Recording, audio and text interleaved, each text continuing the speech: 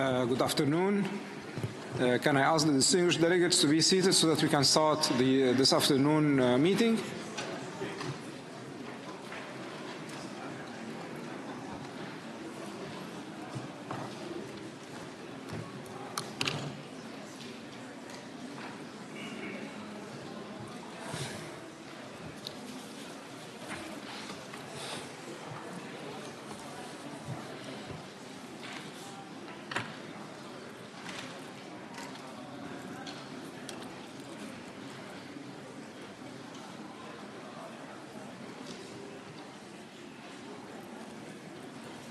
So, good afternoon, distinguished delegates. I now declare open the 821st meeting of the Committee on the Peaceful Uses of Outer Space. Distinguished delegates, this afternoon we'll continue our consideration of Agenda Item 5, General Exchange of Views. We'll continue and conclude our consideration of Agenda Item 6, Ways and Means of Maintaining Outer Space for Peaceful Purposes. We'll begin our consideration of Agenda Item 7, Report of the Scientific and Technical Committee on its 61st session. There are 5 technical presentations scheduled this afternoon. Delegates are reminded that the full schedule of technical presentations is available on the session's webpage. Delegates are also reminded that from 5 p.m. a side event entitled Panel Discussion Preserving Dark and Quiet Skies, Responsible Behavior for Science and Development will take place in room M3 by Permanent Mission of Chile and the Permanent Mission of Spain, and supported by a number of organizations, followed by reception in the foyer. Delegates are reminded that the full schedule of side events is available on the session's webpage. Are there any questions or comments on this proposed schedule?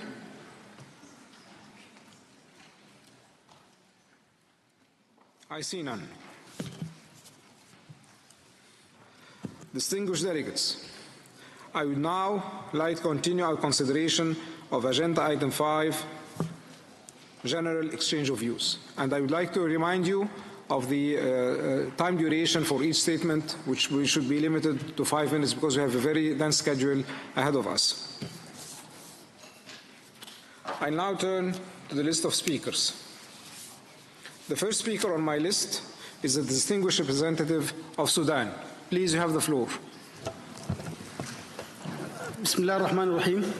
Sayyid al-Rais, Sayyidat. In the name of God, the merciful, the compassionate. Ladies and gentlemen, Chair, first, I would like to congratulate you, Brother Director of the Egyptian Space Agency, for your election to the chairmanship of COPUOS and its 67th session. I would also like to congratulate the members of the Bureau on their elections. We hail your efforts and those of your country in steering the work of this committee. We also congratulate other members. Group of 77 and China and the African group. In our national capacity, we would like to add the following remarks. We congratulate Ms. Arti Holamaini on her appointment as Director of the Office of Outer Space Affairs and assure her of the delegation's full support. We thank all the staff of UNUSA for preparing for this meeting. Mr. Chairperson, Excellencies, ladies and gentlemen, the overgrowing use of space applications in agriculture, health, education, climate action, communications, disaster management, and exploration of natural resources confirms that Sustainable Development Goals, SDGs, will not be achieved within the specified time frame without enabling the least developed countries, LDCs, to leverage the immense potential of space applications for sustainable development. In this respect, we call for substantial support for the Office of Outer Space Affairs with additional financial and human resources to better serve the case of space for development. This has become more urgent given the increase in the number of objects in outer space, the rising involvement of non-state actors in space affairs and the exploration of deep space. We hope that the upcoming Summit of the Future in September 2024 and the Space Summit in 2077 will provide the necessary support to the Office to address the challenges of the 21st century more effectively and efficiently. Achieving our ambitious objectives with a budget of $6 million and only 35 staff is untenable.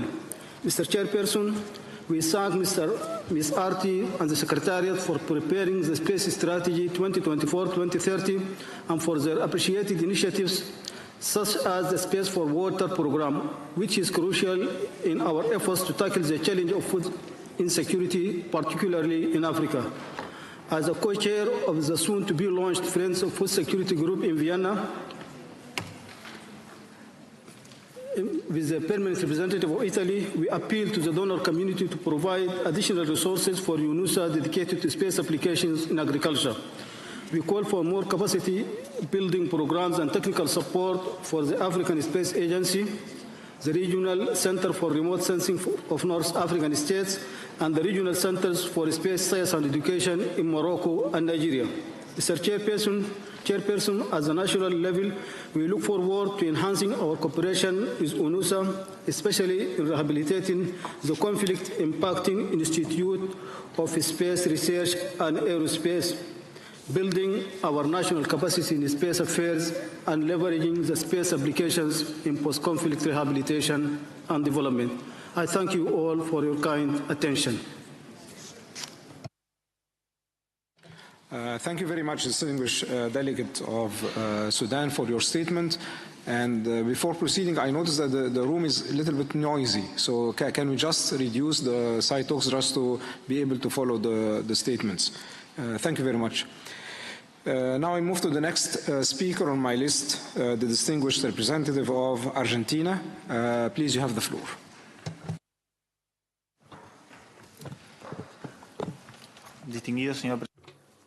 Distinguished Chair, distinguished representatives, in this first statement on behalf of my delegation, we wish to greet you and to wish you a successful chairmanship of this current session, and would like to use this opportunity in order to greet all delegations here. In turn, we wish to express our sincere gratitude to the office's staff for their ongoing cooperation and support. Chair, the Republic of Argentina aligns itself with the statement delivered by G77 in China. Nevertheless, we would like to make a number of additional comments in our national capacity. Firstly, to restate that this is the specific forum to address matters related to the use and exploration of outer space, the moon and other celestial bodies, for peaceful purposes, for the benefit and in the interest of all countries, regardless of their degree of economic or scientific development, as befits all of humankind. We call for all efforts to be made to prevent and avoid any arms race in outer space and to strengthen the principles of trust and transparency. Addressing the first pillar of space activities, namely international cooperation, our nation continues to build its long-standing history when it comes to space cooperation. During 2023 and this year 2024, we entered into new bilateral agreements with the Philippines, Romania, Vietnam, and the European Union in order to cooperate in the Copernicus program, as well as an academic agreement with the Spanish University of Jaén.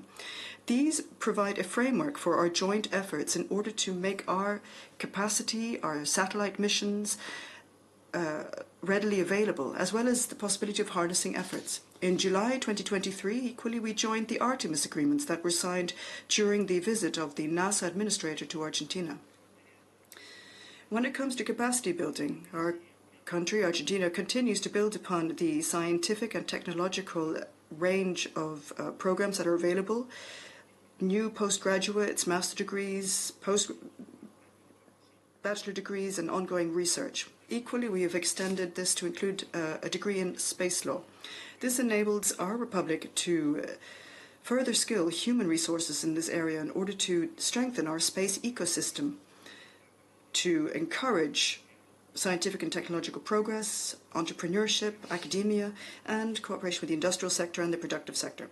Chair, following many years of debate in 2024, the Scientific and Technical Subcommittee decided to include the agenda item known as Dark and Quiet Skies, Astronomy and Large Constellations, in order to tackle emerging problems and challenges. Given our experience in this area, in terms of satellite aspects as well as regards astronomy, and given that our territory has hosted many telescopes, deep space stations and observatories, Argentina stands ready to cooperate and make contributions to tackle future challenges. Regarding the future functions and working methodology of the committee, a proposal has been submitted by the delegation of Romania based on informal consultations on the establishment of a task force that would study a possible advisory mechanism for activities on the moon so that these be carried out in a safe, sustainable and transparent manner. The outcome reached by this group, we hope, will take the form of a set of recommendations which in turn could feed into the existing working groups, in particular the working group on the 5 treaties, as well as the working group on space resources. And in so doing, optimizing the efforts that have been made could serve to further expand the scope of this advisory mechanism above and beyond exclusively lunar activities.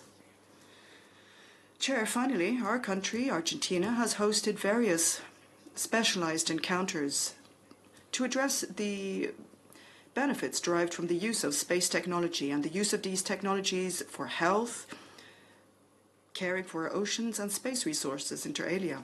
Between the 28th and 31st of October, Mendoza City will host the conference entitled The Future of Pan-American Space Exploration on the development of multi-agency space investigation and the exploration of the solar system, Earth-based sciences, space weather, and the characterization of exoplanets through advanced space missions, instrumentation, and modern methodology of IAML.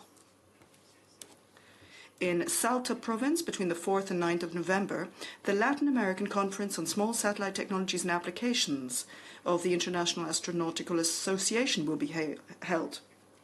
In order to take stock of recent global challenges in the sphere of small satellite applications and technologies, in order to thus strengthen networks for cooperation to enable and foster regional participation at a global level in small satellite activities.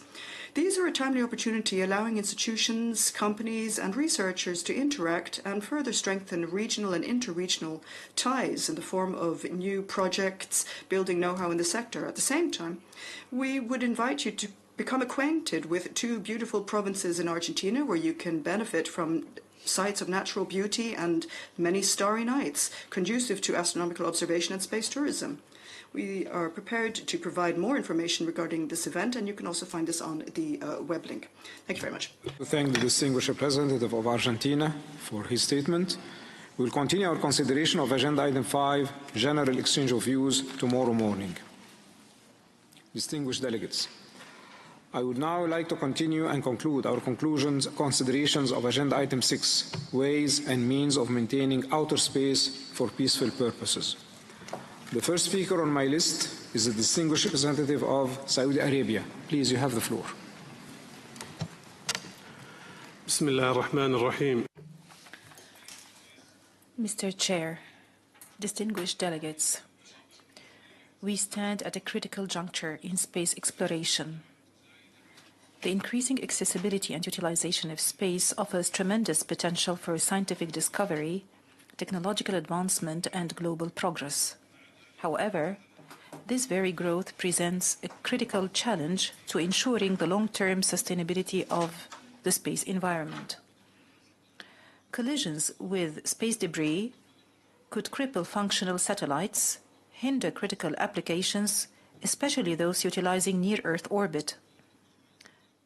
To maintain the sustainability of space applications, the Kingdom of Saudi Arabia, represented in the Saudi Space Agency, urges all nations to uphold the principles of the Outer Space Treaty and to make efforts towards ensuring the sustainability of peaceful uses of outer space. Having said that, it is imperative that we collectively commit to the prevention of the proliferation of space debris and to prioritize effective debris mitigation strategies.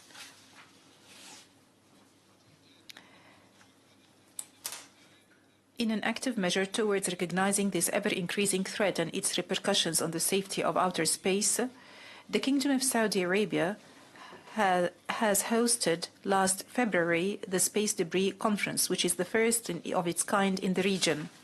Riyadh hosted this global forum where more than 200 key decision makers and leading experts from more than 50 countries gathered to address the issue of space debris by coming up with effective solutions through open dialogue on effective methods and promising developments. That conference was a platform towards creating a safer space environment and strengthening international ties in the spacefaring community. Given the productive outcomes of the conference, we reaffirm our unwavering commitment to the sustainable use of outer space.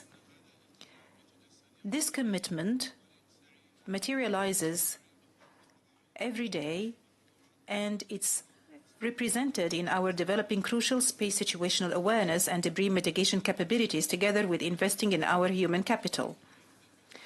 We are bent on cultivating a talented body of professionals and innovators dedicated for our Space Objects Tracking Center at the Saudi Space Agency. This center plays an instrumental role in tracking spaceborne objects and debris in the Earth orbit, and it informs our national stakeholders and decision makers. Meanwhile, we continue to actively engage with our partners to further honor our obligations, and we call for developing robust frameworks that help reduce the amount of space debris in orbit and ensure the long-term sustainability of space environment for all nations. Having said that, our delegation calls for the following actions to be taken. First, strengthening international cooperation. We urge all nations to actively participate in developing and implementing the guidelines for the long-term sustainability of outer space activities adopted by COPUOS in 2019. Information sharing and collaborative research are essential for addressing this global issue. Secondly, promoting responsible practices. Nations launching objects in space should adopt stricter debris mitigation measures during spacecraft design, launch, and operation. This includes minimizing fragmentation risks during deployment and actively pursuing debris removal technologies. Third, investing in innovative technological solutions. We encourage the continued research and development of debris removal technologies, such as active debris removal missions and non-destructive in situ deorbiting techniques. Public-private partnerships can play a pivotal role in accelerating those advancements. Sustainability goes beyond debris mitigation. A robust regulatory framework that promotes responsible resource utilization while safeguarding the space environment is essential, as maintaining outer space for peaceful purposes demands and requires collective effort. Thus, we have to be determined and foresighted towards fostering international cooperation, promoting responsible practices, and developing sound regulatory frameworks. We have also to focus on investing in advanced solutions to ensure a sustainable and prosperous future for space exploration and utilization. Thank you. Thank you very much for the distinguished representative of Saudi Arabia. Then I will move to the next speaker on my list, the distinguished representative of Singapore. Please, you have the floor. Chair, distinguished delegates, outer space is a global commons essential for sustainable and social development for humankind's advancement. Access to outer space and the associated benefits of space science and technology should be equally available to both developed and developing countries. With more states utilizing or tapping on the benefits of space-based technology and infrastructure, it is our collective obligation to ensure that outer space is preserved as a peaceful environment for the conduct of space activities. In this regard, as enshrined in the Outer Space Treaty, the exploration and use of outer space must be in accordance with international law and in the interest of maintaining international peace and security. Singapore supports all practical approaches towards a common framework for outer space security. This includes the development of norms of responsible behaviors in outer space, as well as the future possibility of a legally binding instrument. We regard non-binding and legally binding measures as complementary. Singapore is particularly concerned with the issue of space debris, a major cause of which has been destructive anti-satellite activities conducted by states since the 1950s. Space debris, in particular debris caused by destructive anti-satellite activities, poses significant risk to the safe and continued operation of spacecraft, resulting in fatal or catastrophic consequences for space missions. It limits access to outer space for all countries. And it is for this reason Singapore co-sponsored UN General Assembly Resolution 77/41 in 2022 in support of a moratorium on destructive direct ascent anti-satellite missile tests. And on that note, Singapore supports the cessation of all destructive anti-satellite activities, whether direct ascent or co-orbital. Singapore also recognizes the need for greater transparency and better communication with regard to space activities, such as rendezvous and proximity operations, RPO as we know it. While such activities may be conducted for peaceful purposes, such as space debris removal or in-orbit refueling, there remains a risk that such operations may be misinterpreted. We therefore support the provision of advance notifications prior to such activities to the extent practicable. Chair, discussions at COPUOS on the peaceful uses of outer space complement the substantive work on space security being undertaken in the relevant UN General Assembly committees and open-ended working groups. Singapore will continue to work closely with other UN member states in all the relevant UN bodies to advance the peaceful uses of outer space. I thank you, Chair. Thank you for the distinguished representative of Singapore. Now I move to the next speaker on my list, the distinguished representative of the Kingdom of the Netherlands. Please, you have the floor. Mr. Chairman, thank you for giving me the floor. Under this agenda item, the Netherlands wishes to underline the importance of measures to reduce the effects of space debris in outer space. In the recent years, the use of space has seen a significant increase accompanied by a corresponding rise in risk and threats. The number of space-active countries and space objects increases every year. The rapidly growing number of space activities, in particular in the low Earth orbit, entails several significant technical and legal challenges for the international community to enable safe, effective, and sustainable space operations. Among these challenges is the issue of space debris. Space debris is an environmental problem for global dimensions that must be assessed in an international context. Forecasts indicate a continuing disturbing increase of space debris, which calls for acceleration of action on space debris mitigation and remediation. While post-mission disposal measures are crucial, it is equally vital to actively remove space debris as a long-term mitigation strategy to stabilize the space debris environment at a safe level. The Netherlands incorporated the space debris mitigation guidelines in its national policy and its legal and regulatory framework for national space activities. We take opportunity to urge all states to halt the intentional and unnecessary creation of space debris. We consider such behavior irresponsible and detrimental to sustainability, safety, and security in outer space. To demonstrate this, the Netherlands joined the group of states which have committed to not conduct destructive direct ascent anti-satellite missile tests last year.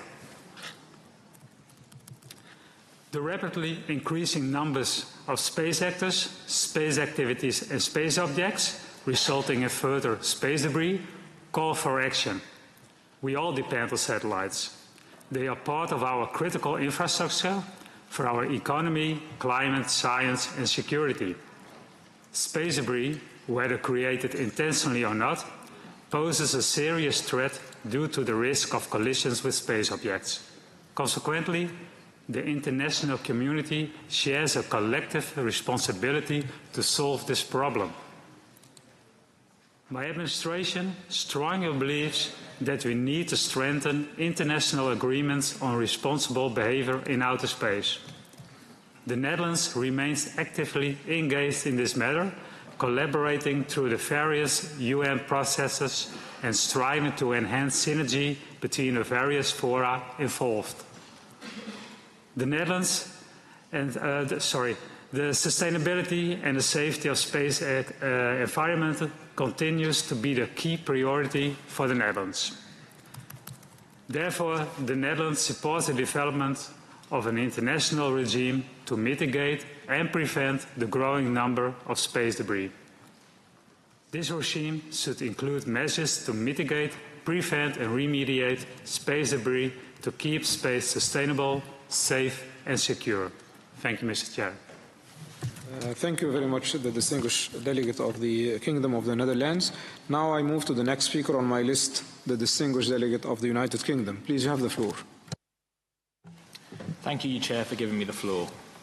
Mr. Chair, the human population relies on space more and more every day. Space-related services and data are crucial to the functioning of our economies, societies, citizen welfare, weather forecasting, crisis response, global security, and our daily way of life. Advances in modern technology are enabling novel space activities, such as in-orbit servicing, active debris removal, and improving our positioning, navigation, and timing capabilities. As the number of users relying on space services grows, so does the number of satellites placed in orbit. The space domain is becoming increasingly congested and cluttered as a result. COPUOS plays a vital role in ensuring that space domain remains accessible to all and that everything we do in space is sustainable. Discussions happening in other UN fora also contribute to this goal. The UN General Assembly Resolution 77/41, which calls on states to commit to not conducting destructive direct ascent anti-satellite missile tests, is an example of this, receiving overwhelming support from 155 states. There are many other ongoing efforts and conversations in the UN on space that complement and benefit the work of our committee.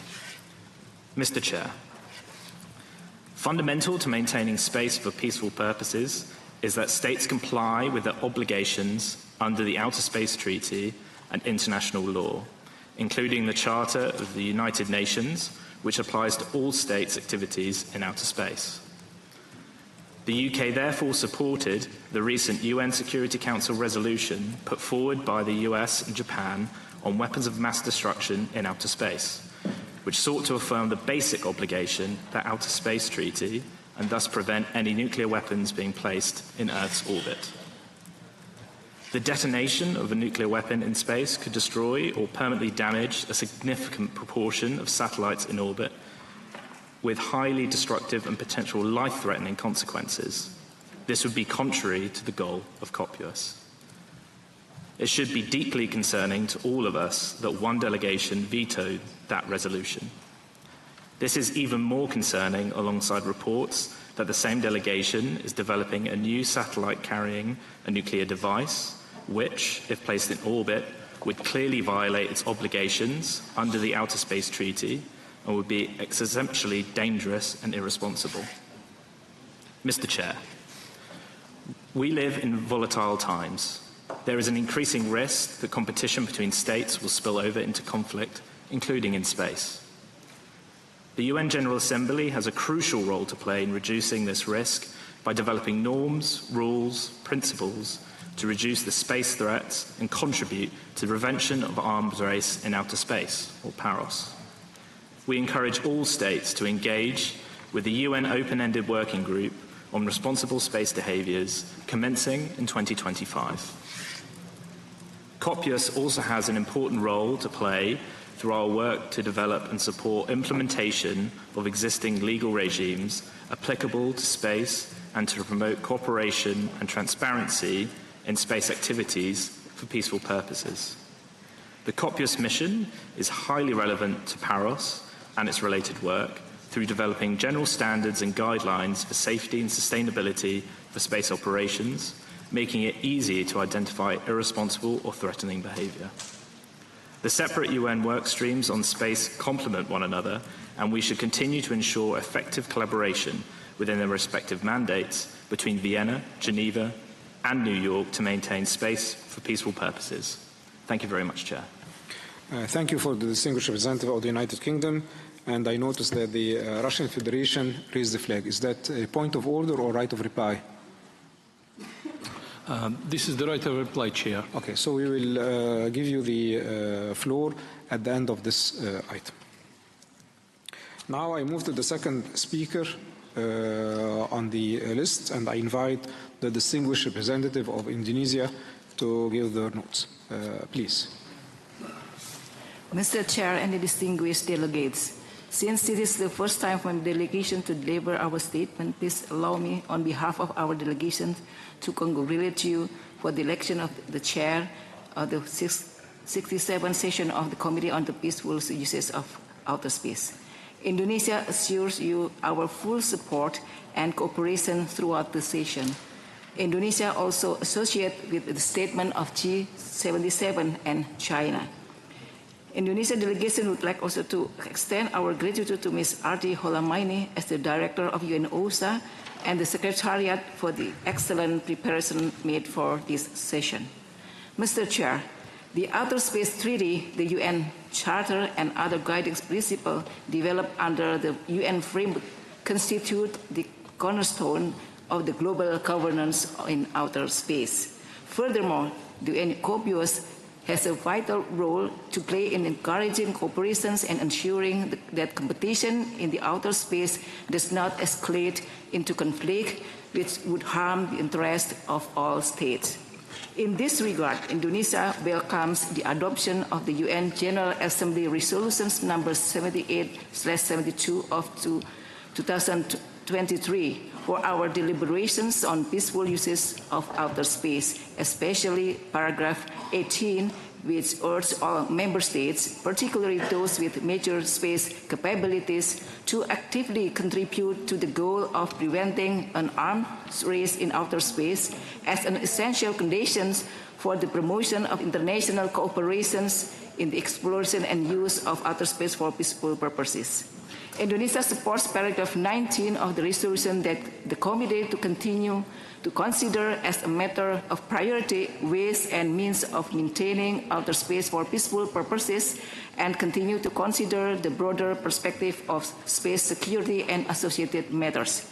Indonesia also welcomes the adoption of the UN General Assembly Resolution number 77/90 of 2023 entitled Report of Disarmament Commissions. The report contains recommendations to promote the practical implementation of transparency and confidence-building measures in outer space activities with the goals of PAROS in accordance with the recommendations set out in the report of the Group of Governmental Experts on Transparency and Confidence-Building Measures in Outer Space Activities. Indonesia believes that the recommendations have a significant role to play in maintaining space for peaceful purposes. In this regard, Indonesia urges all states, in particular those with major space capabilities, to be as transparent as possible about their intentions, capabilities, doctrines, and policies. It can help to improve mutual understanding, build trust, and reduce risk of miscalculations and conflict. Mr. Chair, a number of Indonesian efforts have been done to contribute to maintaining outer space as a peaceful, safe, stable, secure, and sustainable environment. Among others, Indonesia has become a party to all the major international treaties or regulations related to outer space, including the Outer Space Treaty, the Rescue Agreement, the Liability Convention, and the Registration Convention. Indonesia implements several recommendations of the group of governmental experts on transparency and confidence-building measures in outer space activities, including collaboration with other spacefaring nations for exchange of best practices and data sharing for spaceflight safety, registration of space objects within the UN register, and pre-launch notification. Indonesia has also implemented the space debris mitigations and the LTS guidelines, particularly in development of own satellite, national policy and regulatory framework for space activities, safety of space operations, international cooperations, and scientific and technical research and development. Indonesia has contributed on national space legislation initiative dialogue together with member countries of Asia-Pacific Regional Space Agency Forum that stresses practices of TCBMs and contribute to the LTS. Mr. Chair, finally, Indonesia recommends that this agenda could continue to be discussed in the next COPUOS meeting in 2025. Thank you.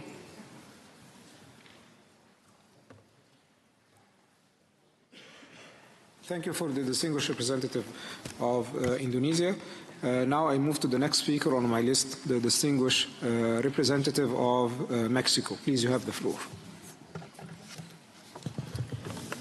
Muchas gracias, señor presidente. Thank you very much, Chair. Chair, distinguished delegates, as this is the first time our delegation has taken the floor, I would like to begin by commending the Chair, Sharif Mohammed Sarki, and the two Vice Chairs for assuming their tasks at the helm of the committee. In turn, Mexico acknowledges the work of the outgoing Chair and welcomes this first plenary meeting attended by Director Arti Holamaini, to whom once again we reiterate our support. Preservation of the use, exploration and use of outer space, the moon and other celestial bodies for peaceful purposes requires compliance with the treaties governing space activities. Mexico's position has been and always remains that outer space, the moon and other celestial bodies are to be explored and used solely for peaceful purposes. This is a matter to be discussed within COPUOS in keeping with its mandate without prejudice to its consideration within the General Assembly First and Fourth Committees inter alia. As such, it would be commendable for both bodies, for both committees, to equally discuss this matter in a joint fashion. Obligatory reference is made to this in the Outer Space Treaty, which indicates as follows in Article 4, the moon and other celestial bodies shall be used by all states parties to the treaty exclusively for peaceful purposes. The establishment of military bases, installations and fortifications, the testing of any type of weapons, and the conduct of military maneuvers on celestial bodies shall be forbidden. We restate our concern regarding the growing threats posed to international security, and therefore we must continue to consider the vision, the goals, and the objectives that we have set ourselves in the sphere of multilateral cooperation so as to ensure that space remains open and safe, so that all states may use it for peaceful purposes for the benefit of all of humankind. In keeping with the resolutions that are adopted annually by the General Assembly, Mexico supports the prevention of an arms race in outer space,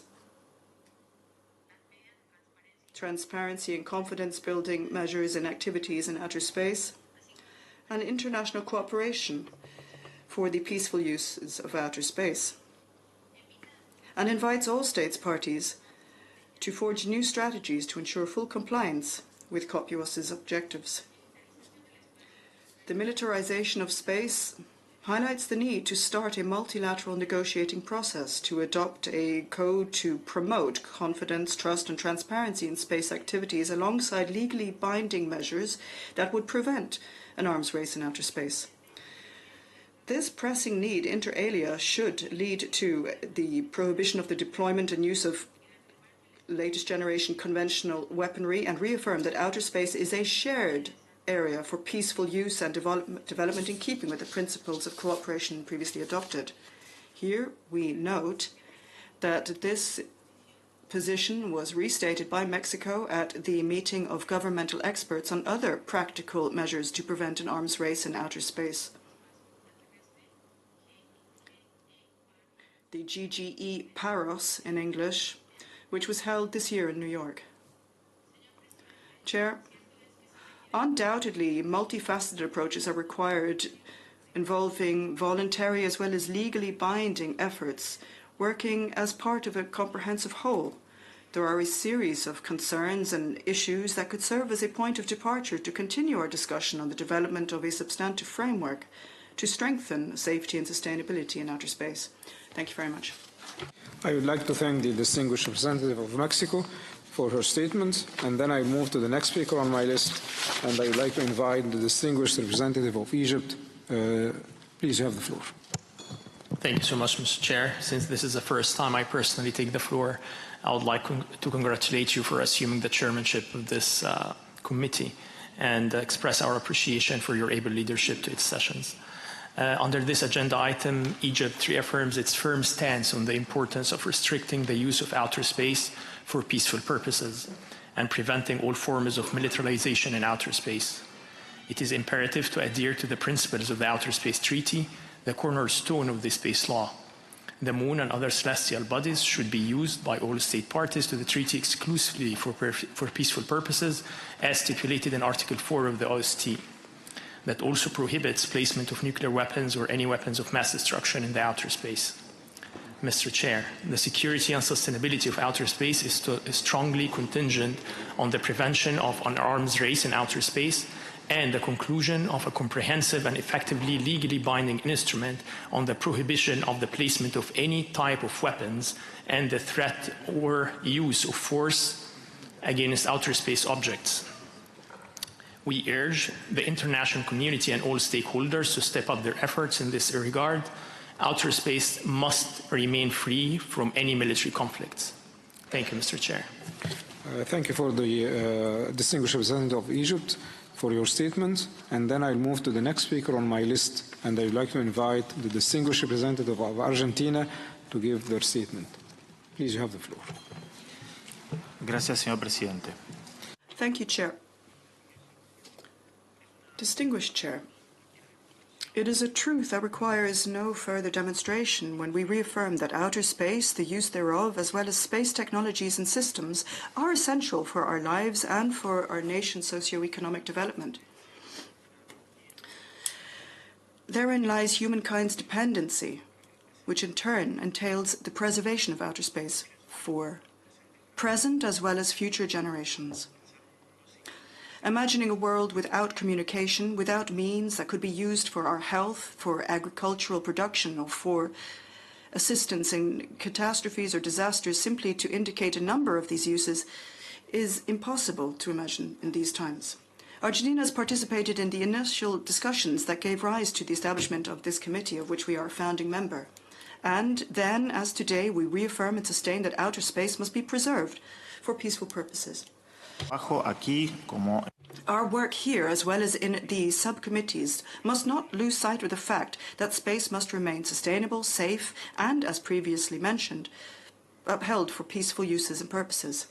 Therefore, as a matter of priority, we must reject any use that is not in the benefit of all countries, regardless of their degree of scientific, technological, or economic development. It must remain for the benefit of all of humankind, as is set out in the Outer Space Treaty. The work carried out in this committee and in the legal subcommittee in terms of establishing possible means for communication and information on space activities, as well as the progressive development of the clauses underpinning the Space Treaty, are examples that contribute to establishing safety, security, and transparency, and ultimately verification for peaceful purposes. Chair, we invite nations to renew their efforts to prevent an arms race in outer space, and equally to refrain from any conduct which might be seen as a threat and which could lead to misunderstandings.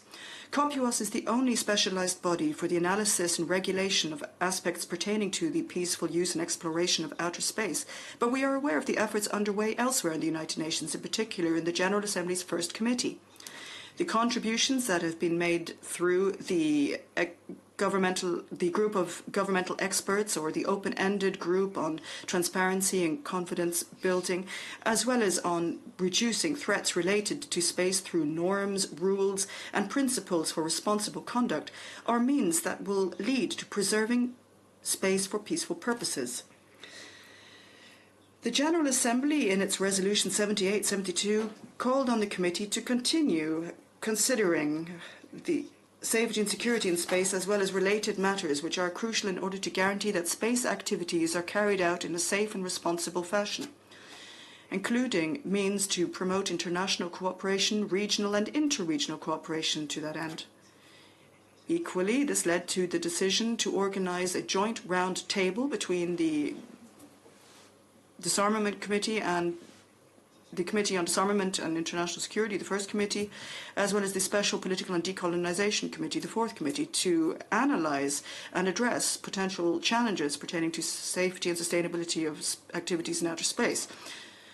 We support such initiatives which foster dialogue and which will allow us to obtain greater clarity regarding such challenges. Chair, the arms race in outer space, the new horizons for exploration of the moon and other celestial bodies, in addition to the development of new technologies and the increased involvement of more and more actors, both governmental and non-governmental, in outer space, compel us to move beyond rhetoric, but rather to take effective action in our awareness of the risks that humankind is exposed to should we fail to preserve outer space for peaceful purposes. Thank you.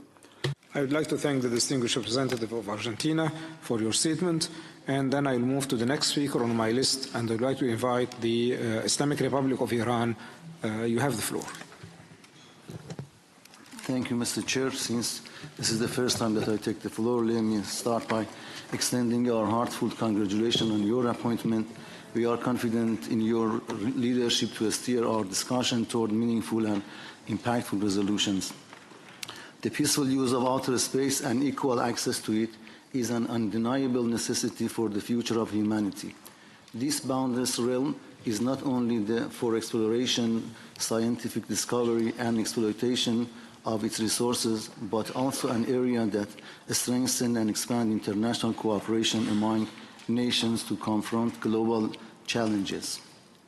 The escalation of current tensions in international relations has, in a manner akin to a revived Cold War, once again propelled the major space powers to prioritize outer space more than ever before. They are swiftly enhancing their capabilities, aiming to assert their dominance in outer space. This surge appears to stem from the hurdle presently encountered in the sphere of international collaborations, coupled with ongoing disputes among global powers. Within this framework, the progress in the space technology is poised to become a lever for strategic rivalry, particularly among the nuclear nations. This pursuit, rather than championing the collective heritage of humanity and space, is likely to precipitate the militarization and weaponization of the celestial domain. Consequently, it transforms space into an extension of the strategic interest of great powers. It profoundly undermines the prospect for exploration and utilization of outer space for peaceful purposes. The shift in global collaboration patterns underscores the critical role of dialogue and international cooperation in safeguarding outer space as a collective domain for the advancement of the countries. Without delving into the specifics of the draft resolution that were recently vetoed by major space powers at the United Nations Security Council, the fact that they were vetoed by opposing parties in the United Nations Security Council reflects a significant divide and a fragmented stance among the major space powers on peaceful utilization of space.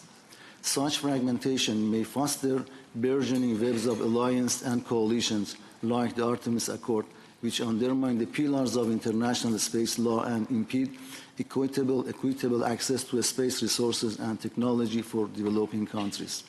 Consequently, international collaboration moves towards selective and exclusive frameworks that reflects the priorities of dominant spacefaring nations. In this context, the Islamic Republic of Iran underscores the importance of early commencement of Paris negotiations within the Conference on Disarmament. As a dedicated member of the Conference on Disarmament, we stress the need to overcome challenges and divides in the process of negotiating Paris. A comprehensive legal framework on Paris should prevent an arms race in outer space, enhance transparency and confidence-building measures, and foster a cooperative approach that transcends rivalries and ensures that outer space remains peaceful for future generations.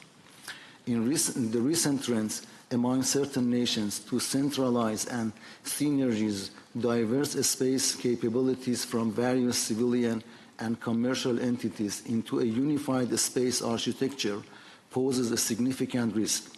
This strategy blurs the lines between military and civilian satellite usage, effectively erasing any distinction between civilian and military activities, particularly during crises and conflicts.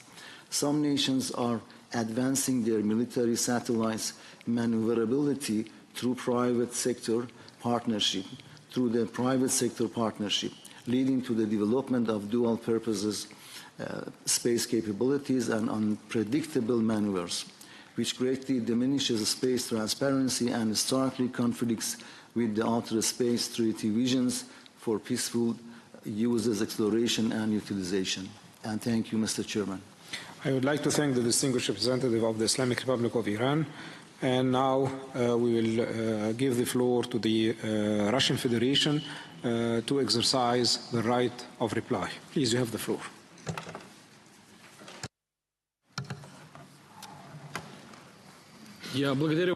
Thank you very much, Chairman, for giving me the floor for the right of reply. Allow me to comment on the statement just made by the UK. So, as to bring our discussion back to a professional realm, I'd like to remind you that currently there are two types of sources, nuclear sources for spacecraft. That would be radioisotopic and reactors. Radioisotopes as a source are used and have been used for many years now. These type of energy sources outfitted the Luna or Moon 25. They're used, for an example, by the US a lot. Reactor power sources are promising. It's clear that for the further exploration of outer space and for building and ensuring the sustainability of infrastructure on celestial bodies, there's going to be some sort of source of power needed. Probably it will be a nuclear source. For many years now, in the working group of COPUOS on nuclear power sources, all of these matters were discussed in a professional manner. Furthermore, recently, even the chair prepared a questionnaire, a specialized questionnaire, to gather information and views from the members on the issue. That is, what is the way forward, how to ensure the safety of the use of these type of power sources. And so the statement we just heard from the distinguished delegate of the UK kind of seems nonsensical. All are aware and know that the Russian Federation is a leader in this field. It seems that partners simply want to tarnish that so much that they make nonsensical statements. I would like to again request that the distinguished colleagues from the UK delegation return to professional dialogue. I think it's the second time I've said this today. Otherwise, your participation in the committee will simply be shameful and unfortunate. Thank you. I see the United Kingdom is asking for is this a right of reply or point of order? Right of reply, Mr. Chair. Yes, please, you have the floor. Thank you, Mr. Chair. Regrettably, I must exercise our right of reply again. It is the belief of the United Kingdom that the Ways and Means agenda item is the right place to have these discussions. The UK will listen to the concerns of all member states that choose to utilize this item to raise their concerns or share their experiences. We see that the Russian Federation has made use of this item, and we hope that they avoid making any proposals that undermine the important role of COPUOS in this regard. We would like to reiterate that it is the sovereign right of member states to raise issues that they deem relevant within this forum. While we may not always agree, we are not in the business of silencing others. One delegation has exercised their right of reply in an exhaustive manner, and we have listened to their concerns repeatedly and throughout the day. We sincerely hope that they are listening to the concerns of others in the same way. Thank you, Mr. Chair. Thank you. I could see here the Russian Federation is raising the flag. So you would like to exercise your right of reply? So please, you have the floor.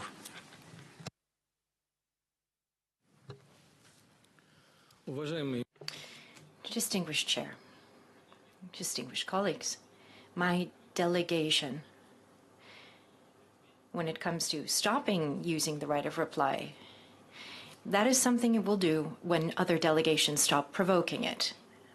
The UK first and foremost.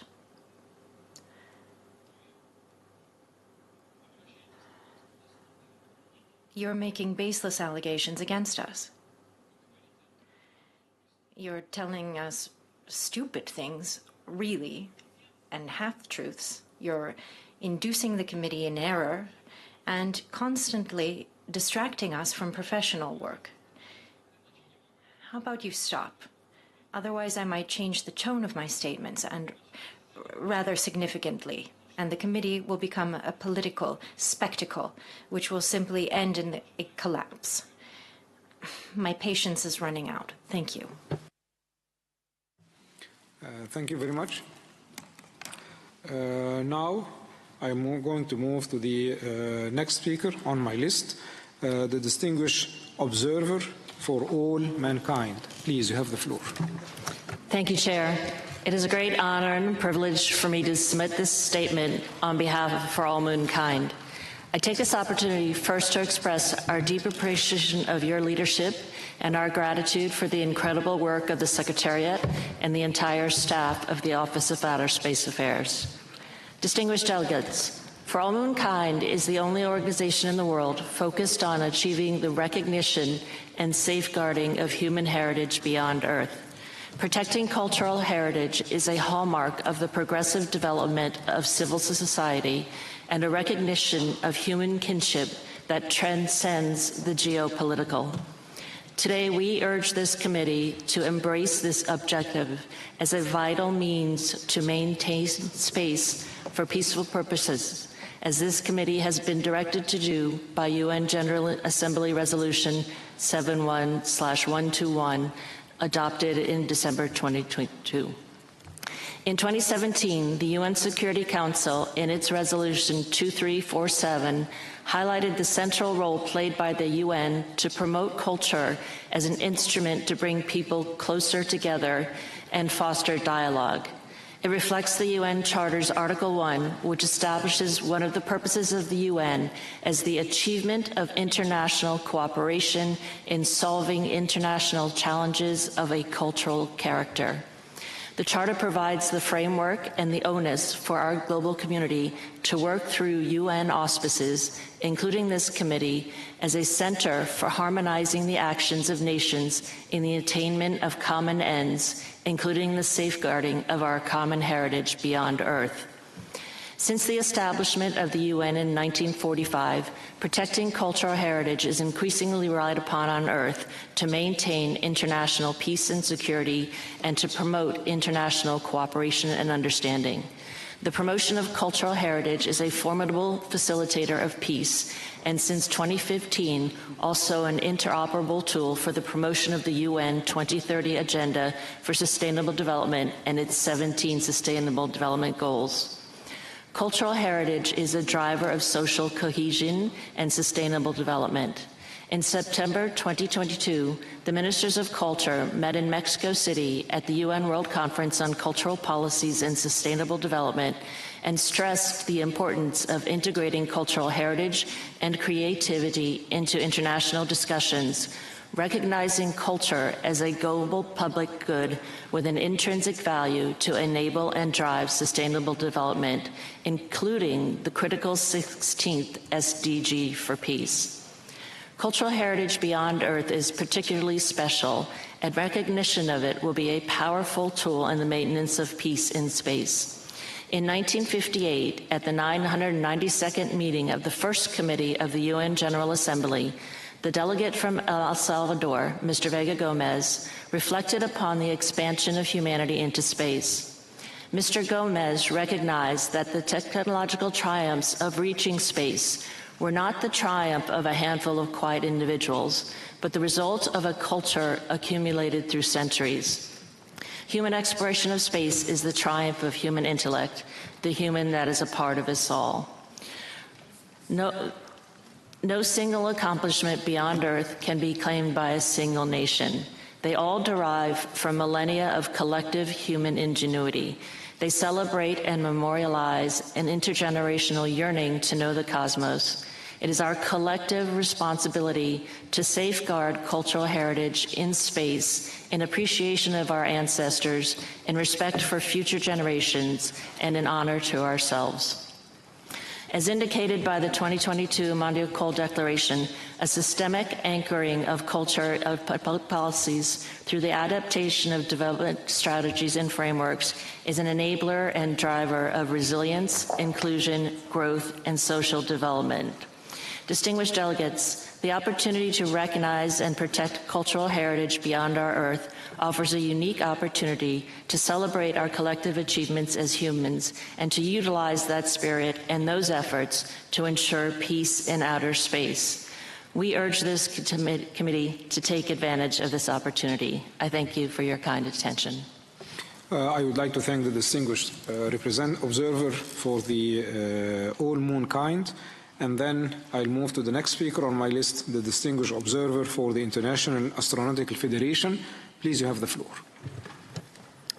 Mr. Chairman, distinguished delegates, on behalf of the International Astronautical Federation, I would like to extend our deep appreciation to Mr. Sharif Mohammed Sedki for your leadership and our gratitude for the incredible work of the Secretariat and the entire staff of the Office of Outer Space Affairs.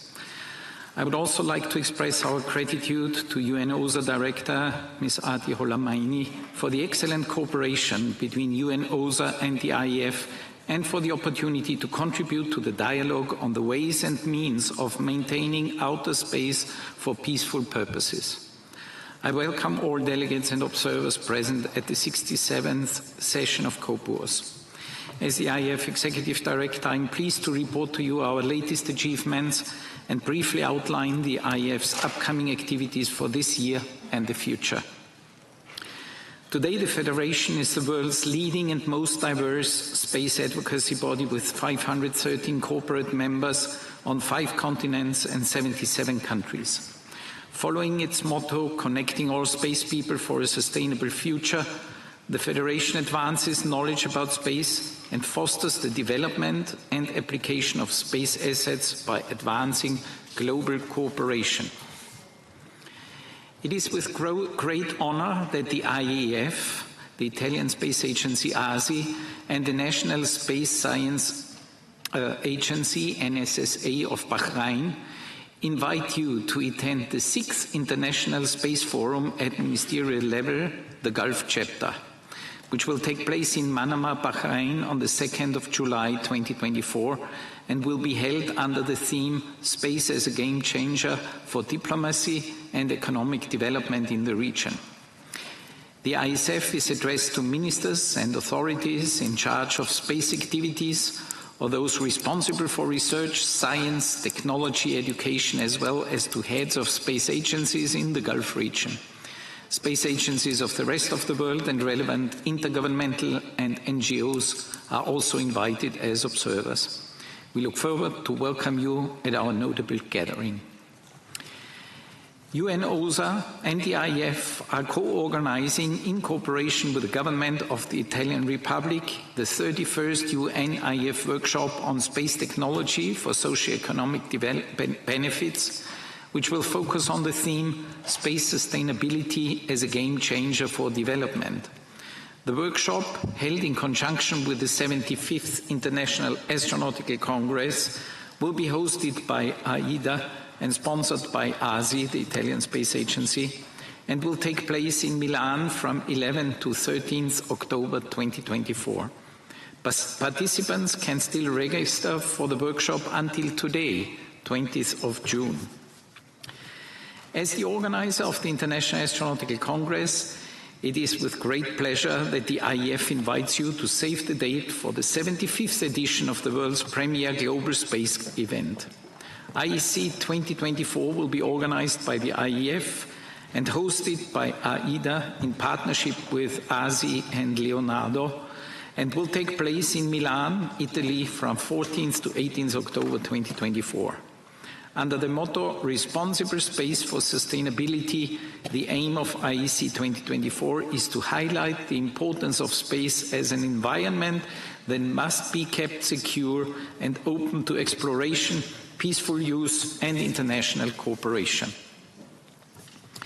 The IEF, together with its member, the Indian Space Research Organization ISRO, will organize the next edition of the IEF Global Space Exploration Conference, GLEX 2025, in New Delhi, India, and we invite you all to save the dates 7th to the 9th of May 2025. The conference will offer a platform to discuss recent results, current challenges, and innovative solutions in space exploration, and will highlight how space exploration investments can be optimized through thoughtful planning and cooperation. Preparations for the 76th IEC in 2025 in Sydney, Australia, hosted by the Space Industry Association of Australia, are already making good progress. For the IEC 2026, Antalya, Turkey, has been selected as a host city. Preparations are also well underway. Mr. Chairman, thank you for the opportunity to present main activities and plans of the International Astronautical Federation to the committee. Thank you for your attention. I would like to thank the distinguished observer for the International Astronomical Federation for your statement. Is there any delegation wishing to take the floor under this agenda item at this time?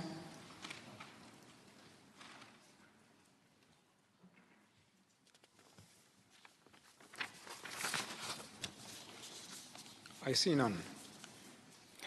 We have therefore concluded our considerations of agenda item 6, ways and means of maintaining outer space for peaceful purposes.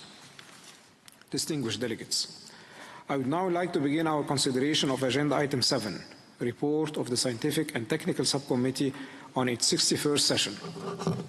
Distinguished delegates, I would like to inform delegations under this agenda item that the Scientific and Technical Committee at its 61st session earlier this year recommended to the committee that 2029 be declared a United Nations designated International Year of Asteroid Awareness and Planetary Defense, dedicated to a worldwide campaign to raise awareness regarding asteroids and to highlight the collaborative effort being undertaken by the committee to mitigate the potential hazard posed by the impact of the Earth on the Earth of near-Earth objects, as an excellent opportunity for a global educational campaign about near-Earth objects.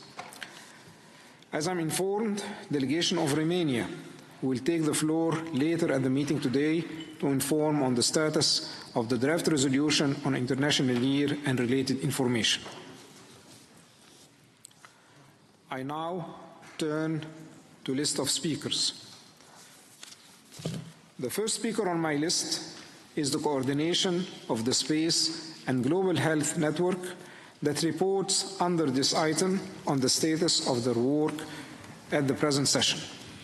Allow me first to inform you that in 2023, at its 60th session, the Scientific and Technical Subcommittee agreed to invite the network to participate as an observer in the sessions of the committee and its subcommittees A/AC 105/1000-279, para 238. This year is the first time of the SGH is having a meeting on the margins of COPUOS.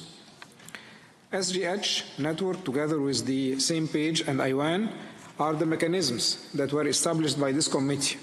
It has been the practice of this committee that these mechanisms are inscribed being first on the list of the speakers under the relevant agenda items in order to allow delegations to react to the report. the distinguished representative of the Space and Global Health Network. Please, you have the floor. Thank you.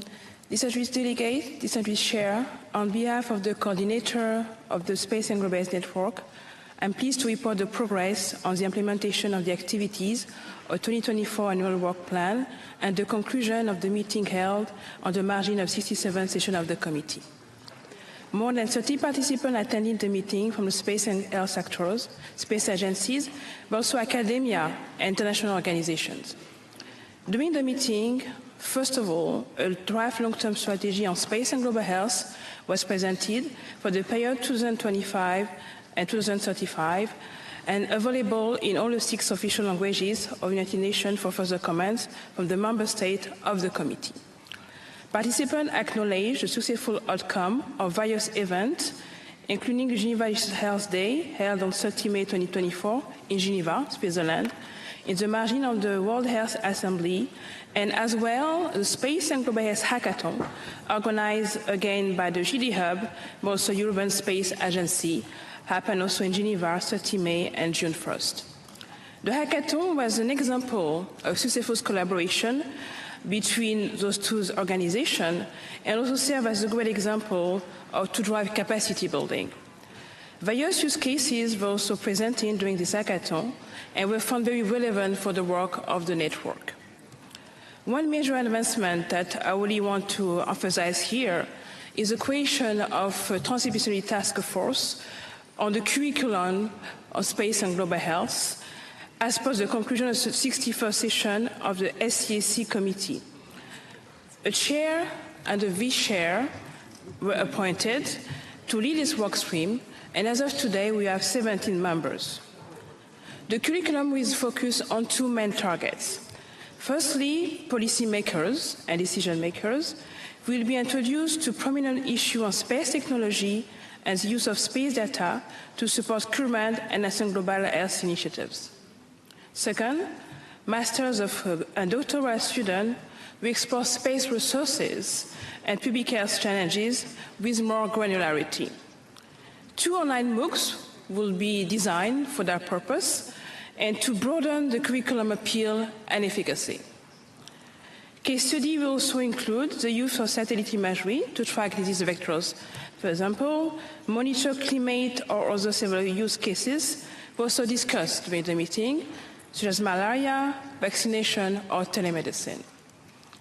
Finally, inclusivity was discussed as a prominent aspect in the development of the curriculum to be accessible for all the parts of the world. The dedicated subgroup within task force are going to work to ensure that we're going to achieve our objectives. Participants also mentioned various other ideas during the meeting around law and regulation for health application, for example, as well on application of space and earth, and to collect existing material on climate change and environment. In the coming months, we have an agenda, and the Space and Global Health Network will really focus on advancing the work on the curriculum, Space and Global Health curriculum, and also workshop will be held in Berlin during the World Health Summit, and will focus on technical interoperability. In addition, a regional conference will also happen, organized by the United Nations Office for Outer Space Affairs in Santiago de Chile in October 14 until October 18, and we'll also try to focus on the curriculum. And this meeting will also be organized with the Economic Commission of Latin America and the Caribbean. I also want to emphasize that the Space and Global Health Network will also agree to have a next meeting during the next 62nd session of the SCC meeting. And delegations are really encouraged to join the network and this mission, and to participate in different task forces that we also created.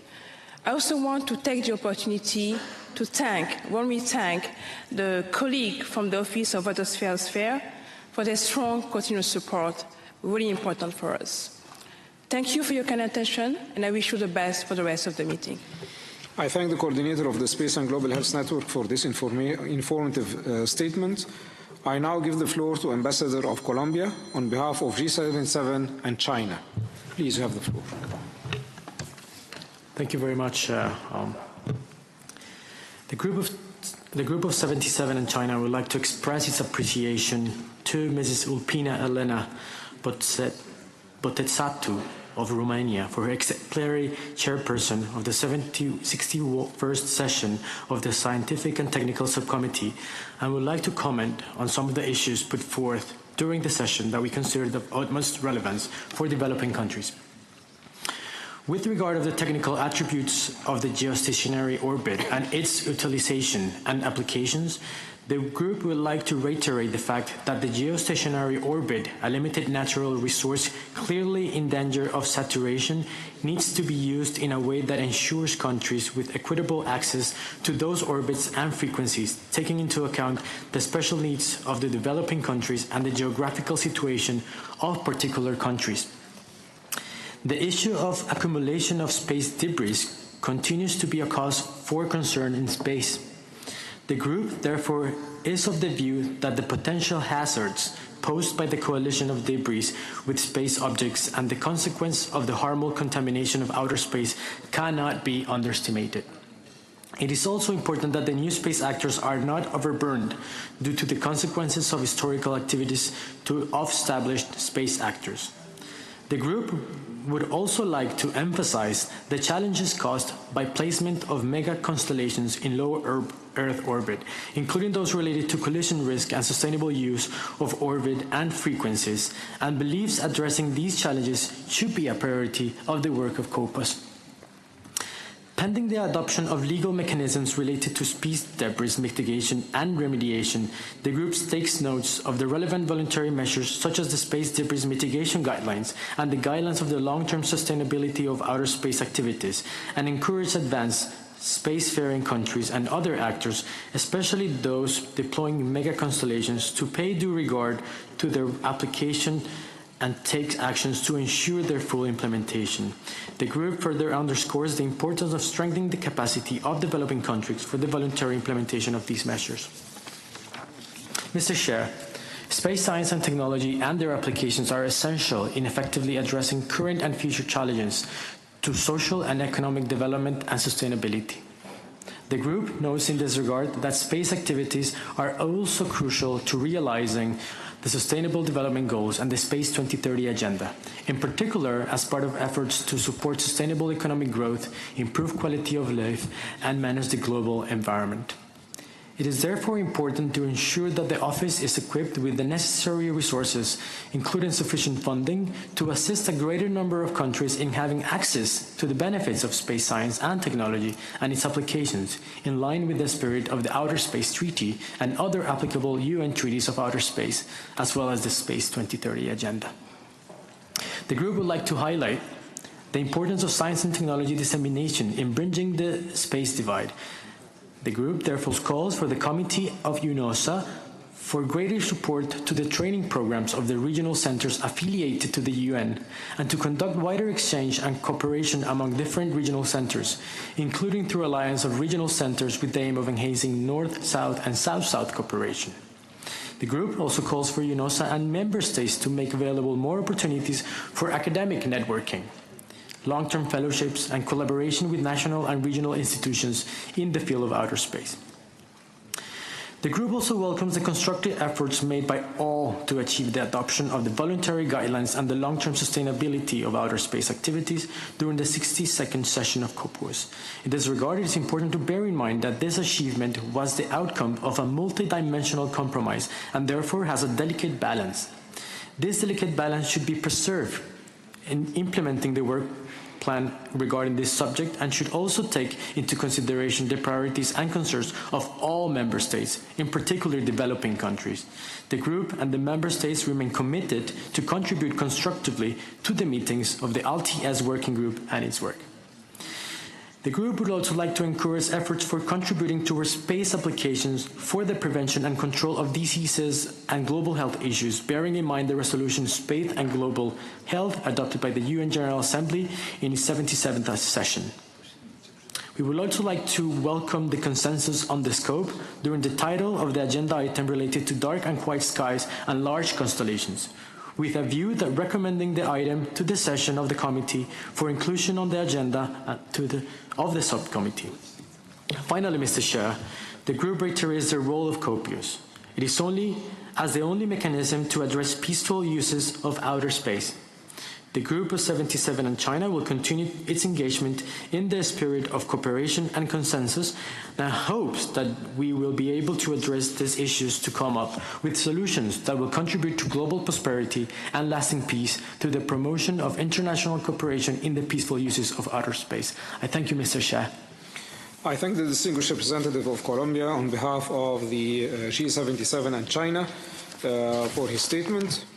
Now I move to the next speaker on my list, and I invite the distinguished representative of Romania. Please, you have the floor. Distinguished Chair, dear delegates, the Scientific and Technical Subcommittee took note of the guidelines for the proclamation of international years contained in the Annex to Economic and Social Council Resolution 1980/67 and the related General Assembly Resolution 53/199 and 61/185, which among others stipulate a separation resolution is required for the General Assembly to take action on UN-designated international years. In this regard, I would like to call to your attention Conference Room Paper 11, submitted by Romania and co-sponsored by Mexico, containing text of draft resolution, United Nations designated International Year of Asteroid Awareness and Planetary Defense. The draft resolution text has also been made available as document A/AC.105/L339. On April 13, 2029, the asteroid 99942 Apophis will pass safely between the distance of geostationary orbit and Earth. In astronomical terms, that is an extremely close approach. It is so close that the asteroid will be visible with the naked eye to anyone under a dark sky. This is a once-in-a-lifetime event and is a unique occasion to dedicate year 2029 to a worldwide campaign on raising awareness about asteroids that come near the Earth, their scientific and resource value, as well as the potential hazard they present.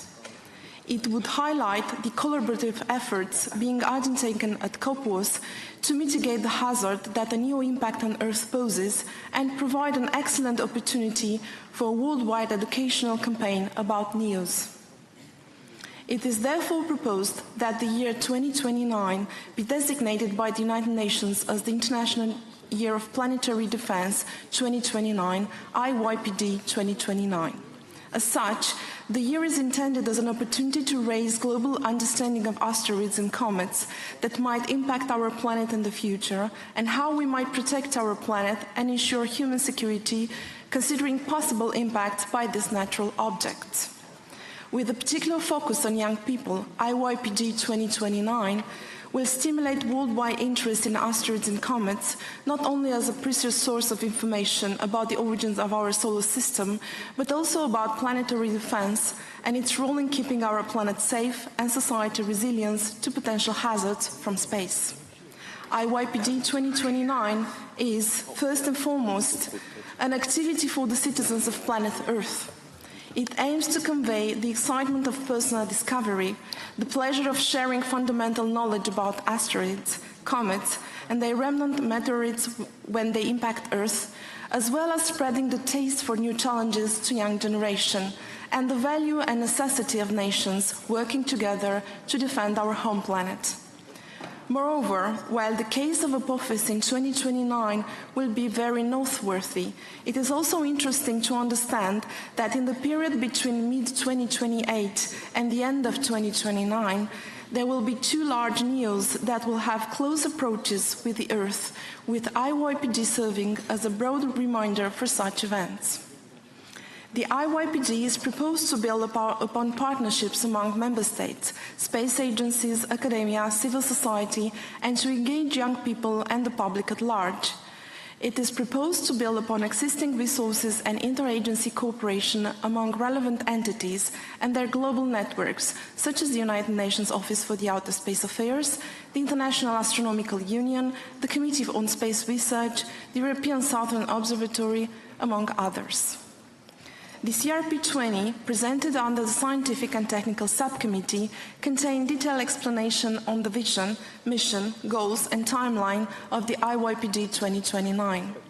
In accordance with guidelines for proclamation of international years, a separate draft resolution is to be tabled for the General Assembly to take action, and we invite interested delegations for informal consultations on the draft text of resolution as contained in CRP 11 on June 25th from 9 to 10 a.m. in room M3.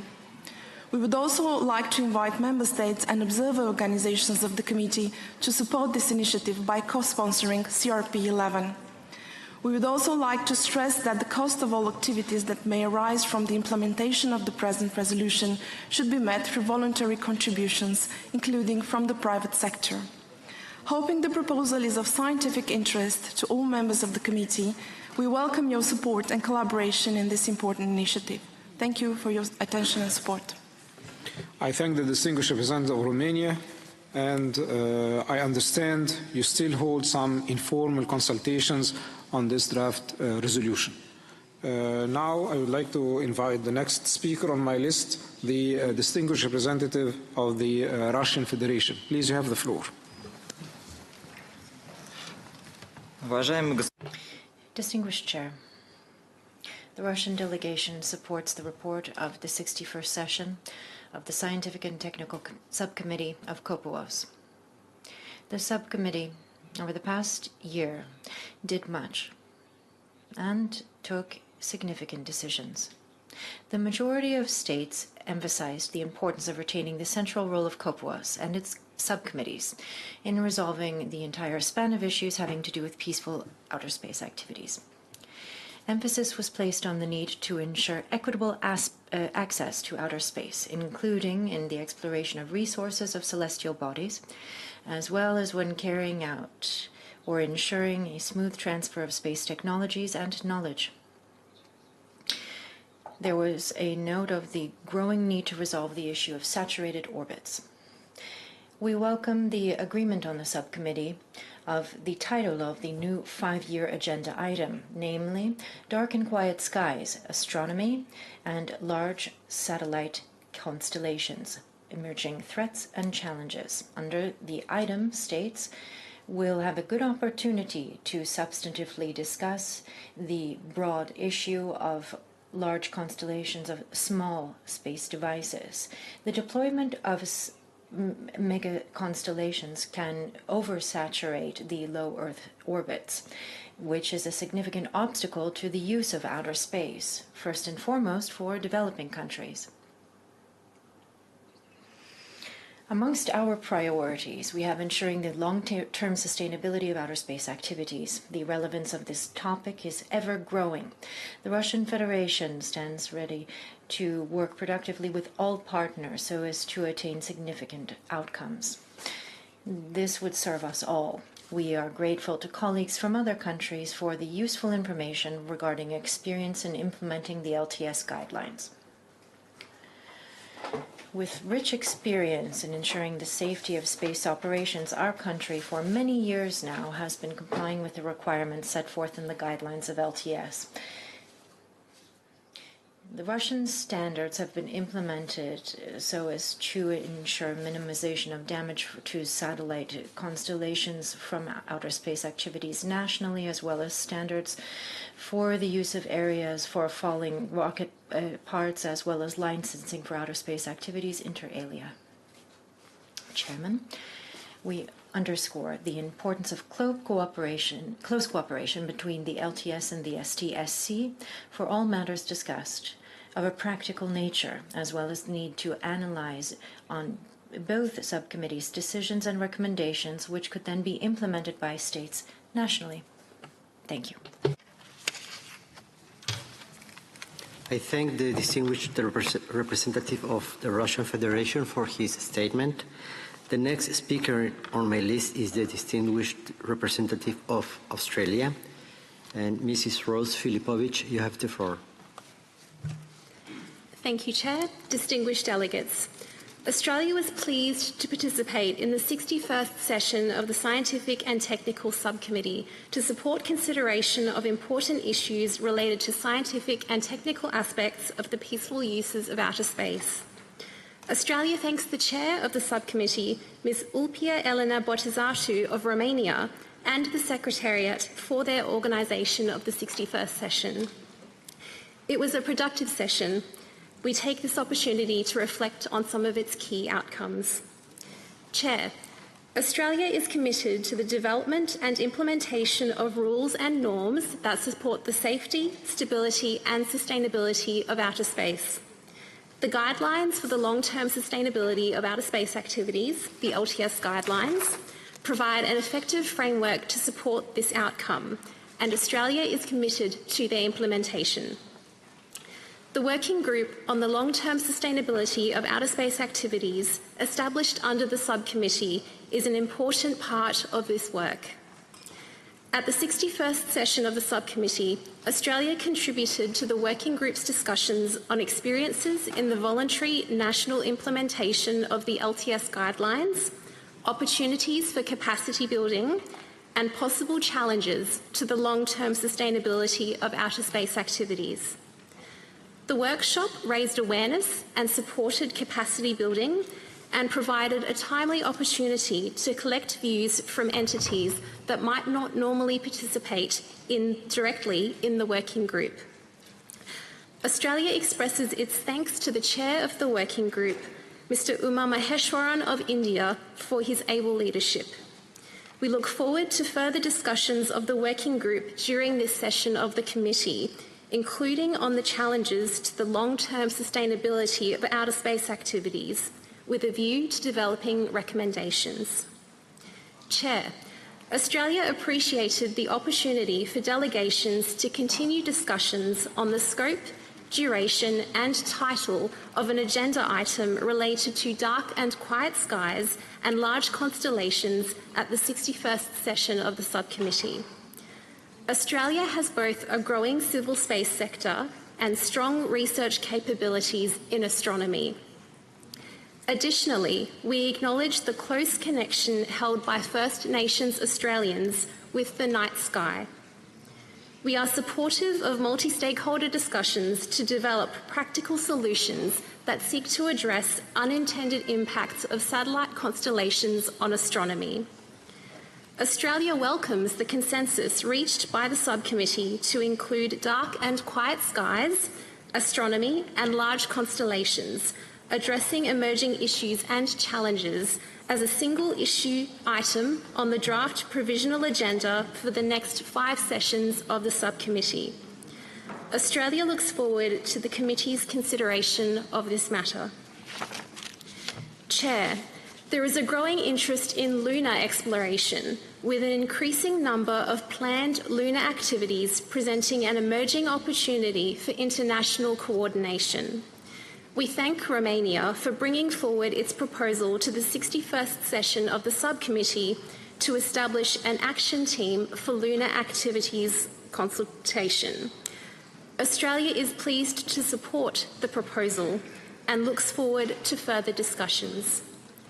Chair, the 61st session of the subcommittee provided an important opportunity to share experiences and progress matters which support the continued peaceful and sustainable exploration and use of outer space. Australia looks forward to further engaging with Member States to advance these matters ahead of and during the 62nd session of the subcommittee. Thank you. I thank the distinguished representative of Australia, and now I invite the next speaker on my list, the distinguished representative of Canada. Please, you have the floor. Thank you, Chair. Chair, distinguished delegates, Canada would like to express its gratitude to Director Halamini for her ongoing leadership and support to the work of the Scientific and Technical Subcommittee. And similarly, we wish to acknowledge the hard work of the Chair during the last session, Ms. Ulpia Elena Botezatu of Romania, and thank her for her leadership in steering a productive session that tackled many important issues. Canada is pleased the consensus was reached after extensive negotiation on the scope, title, and duration of a proposed agenda item on dark and quiet skies as reflected in the report of the subcommittee. The compromise reached on the proposal from the subcommittee reflects the hard work of the co-sponsors of it and the importance of maintaining the Vienna spirit in tackling important topics such as this one. We continue to support the establishment of this agenda item at the STSC, and we look forward to COPUOS's endorsement of the STSC agenda so that the subcommittee can begin discussing this topic in earnest during its next session. A dark and quiet sky is critical to astronomy and scientific discovery, but it is equally important to Canada's Indigenous peoples, for whom astronomy is important to their cultural and spiritual identity and will continue to be important to balance these considerations with the provision of critical services to previously unserved and often remote communities. Canada also wishes to raise the ongoing work of the Long-Term Sustainability Working Group, and we commend the Chair, Mr. Umama Heshwaran of the Working Group, for his leadership and the tireless work of the Secretariat over the last year. In particular, we wish to thank the Chair for producing a non-consensus Chair's report that summarized the views expressed by Member States over the course of the Working Group to date. We also wish to thank the Chair and Secretariat for convening an informal intersessional dialogue on 16 May to discuss the approach to concretizing the discussion of challenges identified in order that the Working Group can have a meaningful and structured basis with which to develop recommendations for the final report. It is our view that having a framework to categorize the challenges identified, whether that be through implementation related to capacity building and possible new guidelines, will provide the basis for substantive discussion during the 62nd Scientific and Technical Subcommittee. In this regard, we see it as critical that in order to make progress on the agreed work plan between now and the conclusion of this work, that during the Working Group's meeting during this session of COPUOS, that we engage in constructive, substantive discussions on the challenges themselves, so that as a group we are well positioned to discuss recommendations. Chair, we wish to acknowledge the ongoing work by the delegation of Romania, discussed in informals during the 61st STSC, as well as during this committee, concerning a potential consultative mechanism for lunar activities within the framework of the committee, and that a decision is due to be taken during the present session. Canada has consistently maintained that with dozens of missions planned for the lunar surface in the next few years, primarily to the South Pole, it is important that there is an open and transparent means at the multilateral level to ensure that these activities are conducted safely and sustainably. Canada has been active in its support for a set of practical, high-level principles for conducting deep space activities, including space resource activities, in a safe, sustainable, and transparent manner. These principles are found in the Artemis Accords, which is now supported by 43 signatories. Furthermore, we are supportive of efforts to improve coordination and see a need for an international consultative mechanism. In this regard, an action team established by this committee would be a positive step. Thank you for your kind attention. Thank you, distinguished representative of Canada. And now I move to the next speaker on my list, and I would invite the distinguished representative of the Republic of Korea. Please, you have the floor. Thank you, Chair. Distinguished delegate, the Republic of Korea would like to express its appreciation to the Chair of the Subcommittee and the Secretariat for the successful organization of the 61st session of the Scientific and Technical Subcommittee. We also wish to take this opportunity to highlight our effort in advancing the implementation of sustainable space activities as deliberated at the 61st session of the Scientific and Technical Subcommittee. First, Korea will continue to share its experience of responsible, peaceful, and sustainable space activities both from the government and the private sector with the international community. Notably, we participated as a panelist and shared our perspectives on the guidelines during the LTS workshop of the previous session. Furthermore, we engaged in the Space Traffic Management and Sustainability Conference hosted by UN and Portugal in May and discussed various challenges and potential solutions. In particular, we acknowledged the significance of the safe and sustainable utilization of space as emphasized in the Lisbon Declaration and would like to express our deep appreciation for Portugal's leadership in this endeavor. Next, Korea will support the development and implementation of open, transparent, and reliable international standards, policies, and best practices to establish a robust foundation for global space traffic management. In this regard, we welcome the new LTS 2.0 working group discussions under the leadership of the chair. In particular, Korea believes that Chair's approaches to the categorizing challenges to the long-term sustainability of outer space activities proposed in the non-paper can be an effective tool for addressing potential challenges to safe space activities. We hope to reach consensus on the categorization regarding challenges during this session. Last, Korea will continue comprehensive effort to implement the LTS guidelines. The CASA will gather information on practices and procedures regarding the LTS guidelines from public space actors related to launch, licensing, procurement, regulation, and operation of space objects. Additionally, we will strive to promote voluntarily compliance with the LTS guidelines among private space actors. We believe our efforts will contribute to sustainable space activities. Thank you, Chair. Thank you for the distinguished representative of the Republic of Korea. Now I move to the next speaker on my list, and I invite the distinguished representative of the United Kingdom to give their statement. Please, you have the floor. Thank you. Chair, distinguished delegates, the United Kingdom would like to extend its thanks to COPUOS delegates and UNUSA who contributed to the success of the Scientific and Technical Subcommittee this year. We would also like to particularly thank the Chair for her hard work in presiding over the sessions. The STSC remains a unique forum for member states and permanent observers to share updates on their respective national and joint developments in the advancement of the peaceful uses of outer space. This year, we are fortunate to hear updates on missions such as Chandrayaan-3, ESA's zero debris approach, and the work of a range of external committees such as COMFERS and the IADC, which seek to advance the international good practice associated with space activities. Alongside this, the committee's working groups were also able to make key advancements in their programme of work. I would like to highlight a few of these. The UK recognises that to achieve the goal of a sustainable space environment, international collaboration and the dissemination of good practice, knowledge and experience is vital. To this end, the UK has been a strong supporter of the working group for the long-term sustainability of the outer space environment and would like to thank the Chair, his team and UNUSA for their organisation of the working group.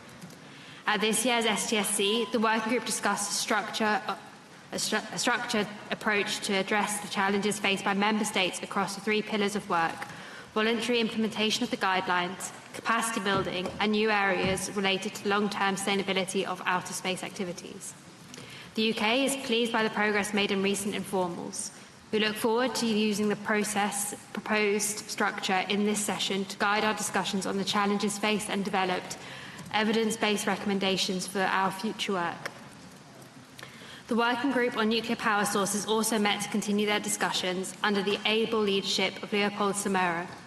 We are all aware of the renewed international plans for crewed missions to other solar bodies such as the Moon and Mars, some of which may include the expanded use of nuclear power sources. In that context, it is great to see that a new multi-year work plan has been agreed, focusing on promoting and facilitating the implementation of the safety framework for nuclear power source applications in outer space. Additionally, the group will collect and analyse relevant technical information about potential future uses of nuclear power sources in outer space, particularly those involving nuclear reactors, to integrate and complement the safety framework. Importantly, the working group will continue its work at the plenary this session with a series of intersessional meetings.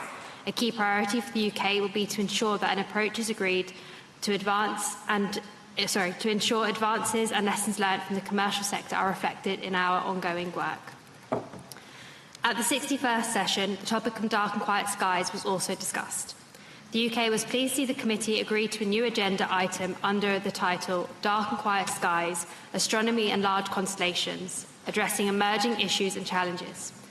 The UK continues to believe that the impact of satellite operations on radio and optical astronomy is an important issue which would benefit from ongoing dialogue between operators, the astronomical community and regulators.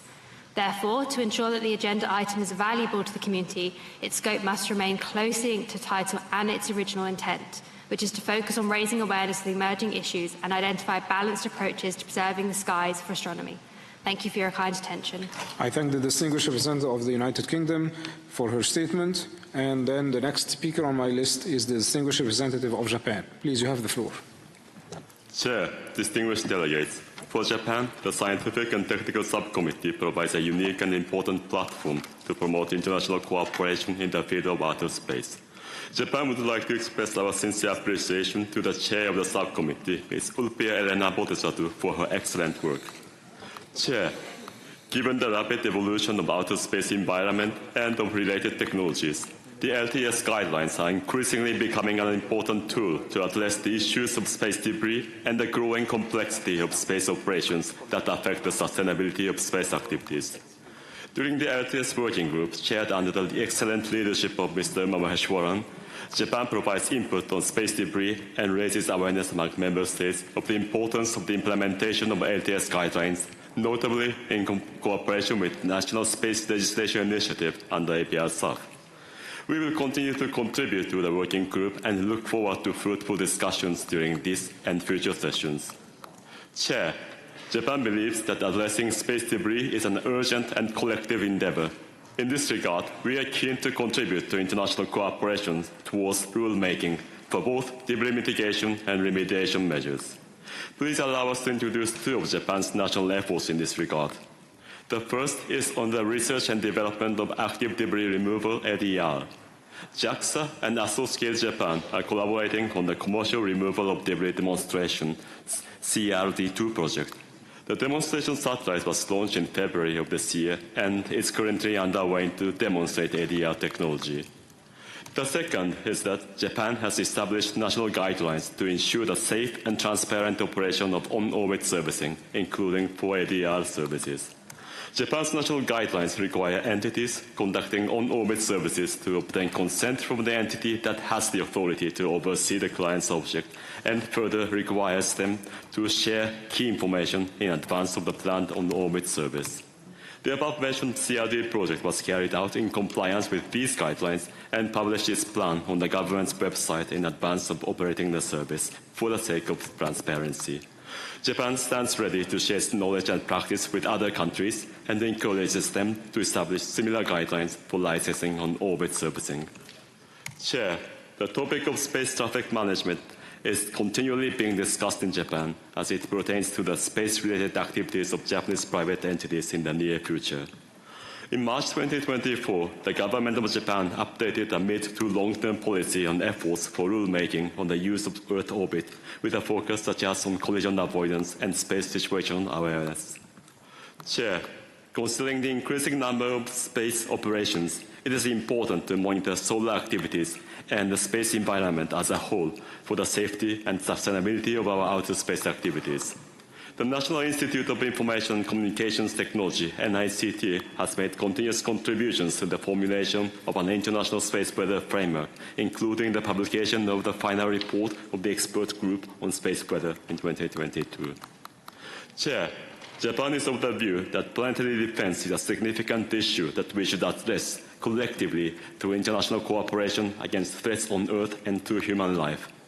In this regard, we are pleased to inform you that JAXA has recently established a specific agency-wide team to address planetary defense. Also, bearing in mind that the asteroid Apophis is approaching the Earth in 2029, we support the proposal made by Iowa on the same page at the SDC to designate the year 2029 as UN International Year of Asteroid Awareness and Planetary Defense, which we believe will significantly contribute to raising awareness of the public concerning this imperative issue and accelerating international cooperation. Chair, Japan recognizes that SDSC has been a driver of international cooperation in the peaceful uses of outer space. We encourage all members and observers of this committee to be part of this movement. For its part, Japan will continue its efforts in research, exploration, and international cooperation for the benefit of humankind. Thank you for your attention. I thank the distinguished representative of Japan for his statement. And the next speaker on my list is the distinguished representative of the United States. Please, you have the floor.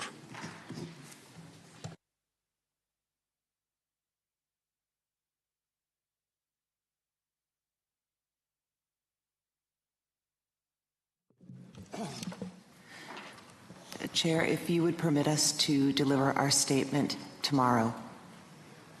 Okay. Then I move to the next speaker on my list, the distinguished representative of China. Please, you have the floor.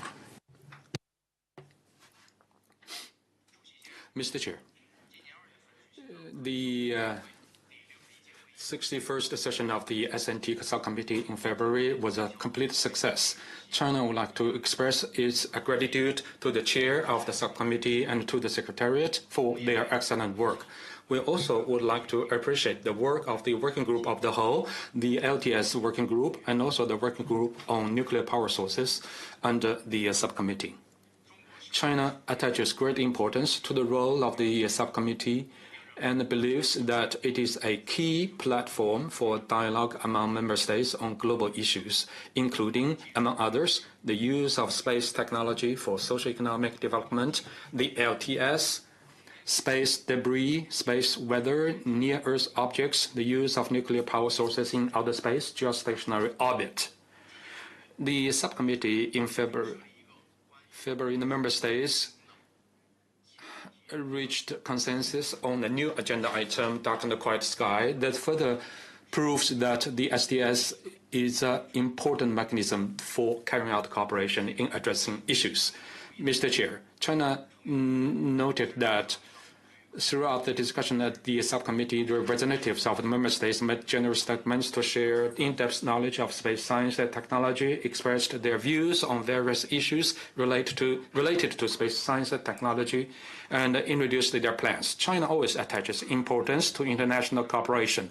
In 2023, which marks the 30th anniversary of China National Space Administration, we organized the China Space Day and a series of activities to celebrate the anniversary, released the Master Plan Cooperation Initiative and the documents of the International Lunar Research Station, and called for international proposals for the interplanetary defense and Magpie Bridge constellation.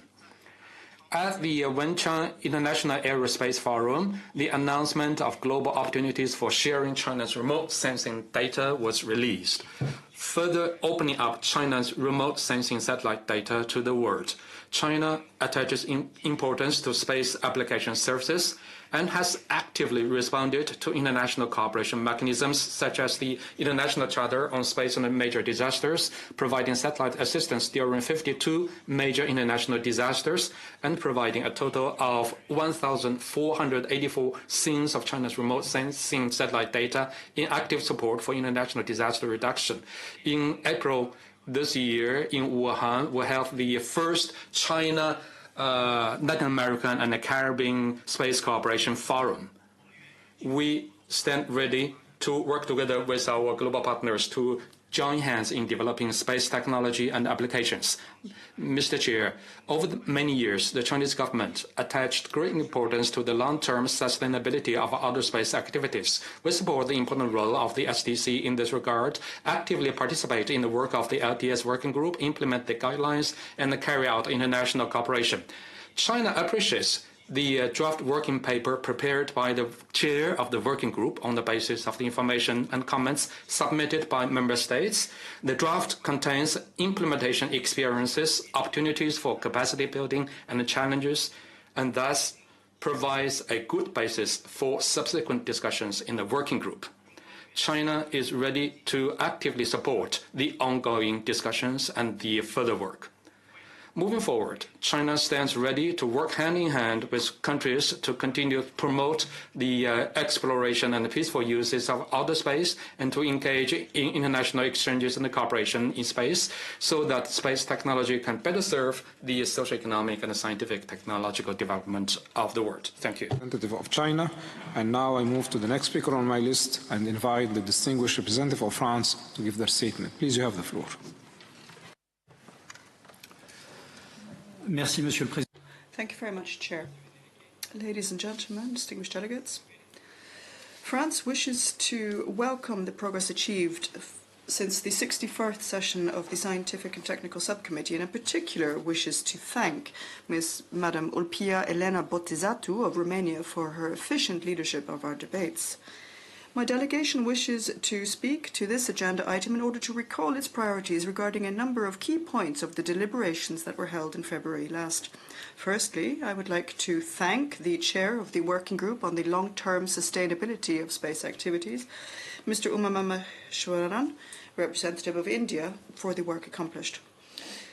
Chair, France is at your side in order to participate actively in upcoming meetings aimed at achieving collective progress when it comes to identifying matters related to the new challenges raised by the implementation of the existing guidelines, while focusing in particular on capacity building for new emerging spacefaring nations. To that end, my delegation has made practical proposals based on our experience, including concerning the coordination of space traffic. The French delegation equally wishes to commend the achievements of the Working Group on Nuclear Power Sources in Outer Space. The impetus brought by its chair, Mr. Leopold Sommerer, is positive, and meetings have demonstrated the common interest in achieving progress in this area, in particular through an analysis of the relevance of the safety framework regarding current challenges, which is why my delegation appeals to member states of that committee to sustain their efforts to promote safety and security standards and standards for non-proliferation in this area by participating actively in this working group's efforts. Finally, my delegation welcomes the fact that consensus was possible to allow for the inclusion of an agenda item on the preservation of dark and quiet skies for astronomy for the agenda of this subcommittee. My delegation recalls the need to preserve a scientific approach focusing on the consequences for astronomy in our consideration of this item. Moreover, we welcome the opportunity to further develop our collective knowledge of this phenomenon and its consequences for space activities, and to reflect in common on tangible solutions in order to strike a balance among the interests for astronomical observation and the need to use constellations that facilitate multiple uses for the daily lives of our peoples. Thank you. Representative of France, and we will continue our consideration of Agenda Item 7, report of the Scientific and Technical Subcommittee on its 61st session tomorrow morning. Distinguished delegates, I would now turn to proceed with the technical presentation. At this meeting, we'll have 6 technical presentations. Presenters are kindly reminded that technical presentation should be limited to 10 minutes in length. We should finish at 6, so we have to respect the time duration for each presentation. The first presentation on my list is on introduction of Korea Aerospace Administration, CASA, by the representative of the Republic of Korea. Please, you have the floor.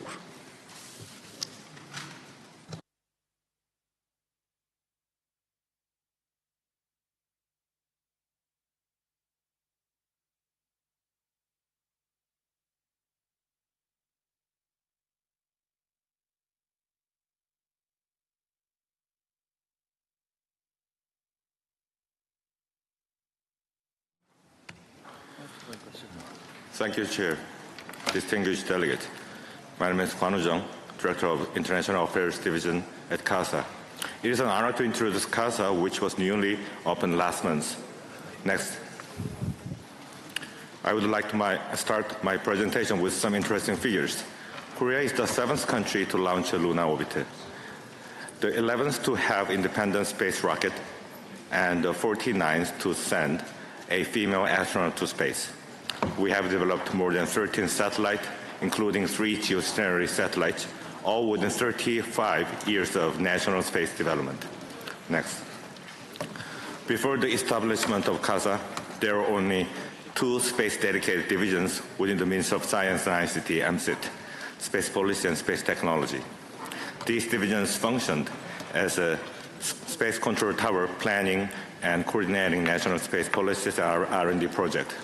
Affiliated research institutes such as CARI and CASI implemented these national plans. However, with the advent of the new space era, there are also need for a more comprehensive space control tower, specialized space R&D strategies, and systematic international activities.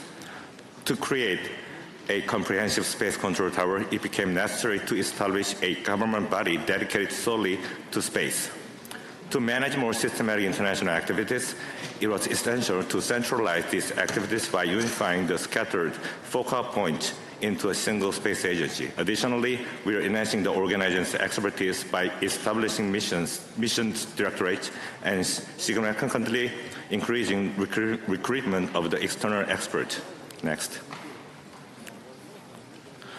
To achieve the aforementioned objectives, a suitable organizational structure and appropriate staff size are necessary for the first Korean space agency, CASA. Therefore, I will explain how CASA is structured to reflect these necessities. CASA has approximately 300 personnel and 2 vice administrators. The functions mostly under MC's Space Policy Division are now expanded and divided into 7 divisions under the vice administrators. Their functions encompasses comprehensive policy design, commercial space promotion including TRACE, international cooperation, space safety including ADR or STM, satellite data application to solve problems we face worldwide, including climate change and more. The functions previously managed by MC's Space Technology Division were expanded and reorganized into 12 divisions in mission directorates, categorized by 4 R&D departments: space transportation, satellite, space science and exploration, and aeronautics. The Space Environment Center and the Satellite Operations Center are part of CASA. These centers will be responsible for practical space environment monitoring and satellite operation. Next.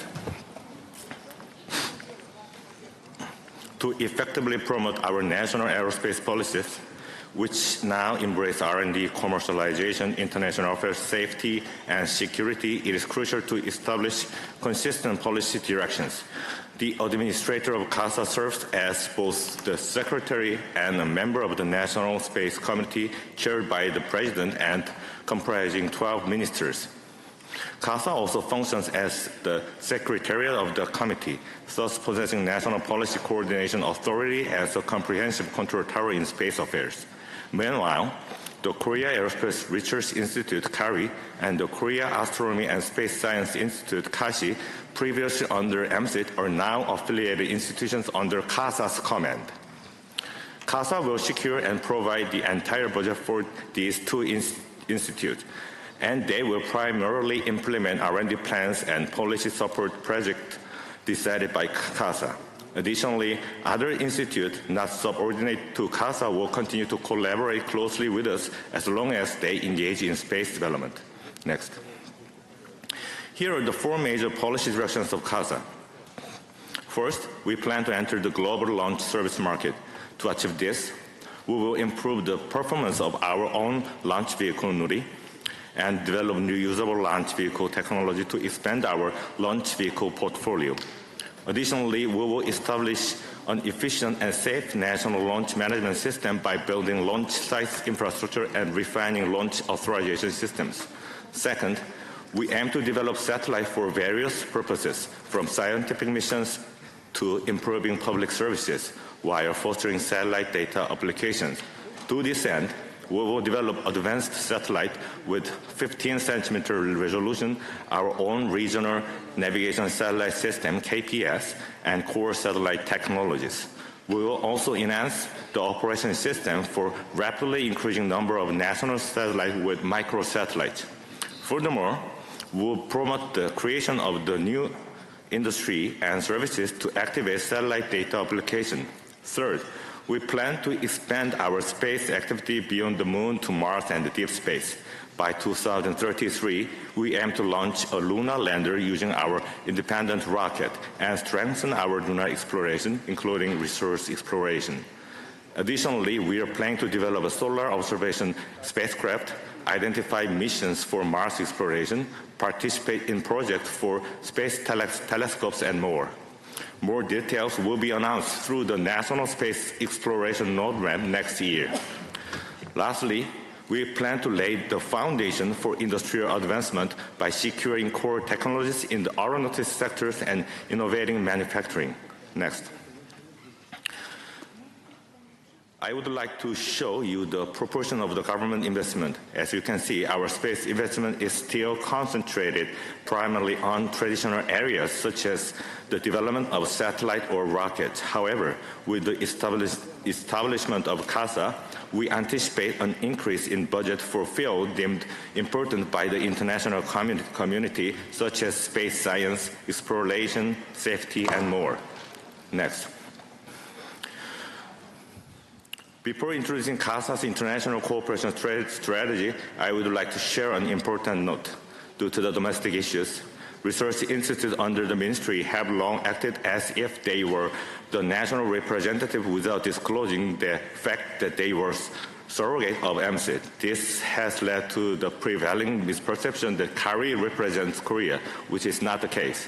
CASA continues to strongly encourage autonomous international collaboration among researchers. However, since activities related to represent the nation, discuss international policy internationally, and financial decisions are governmental authorities, all communications related to these activities must be directed to CASA. Next, it is a principle that formal agreements such as MOUs must be concluded at the same institutional level.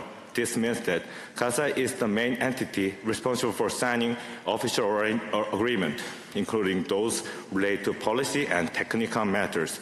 If your space agency has a currently valid formal agreement with the research institute in Korea, a change in the concluding entity would be considered.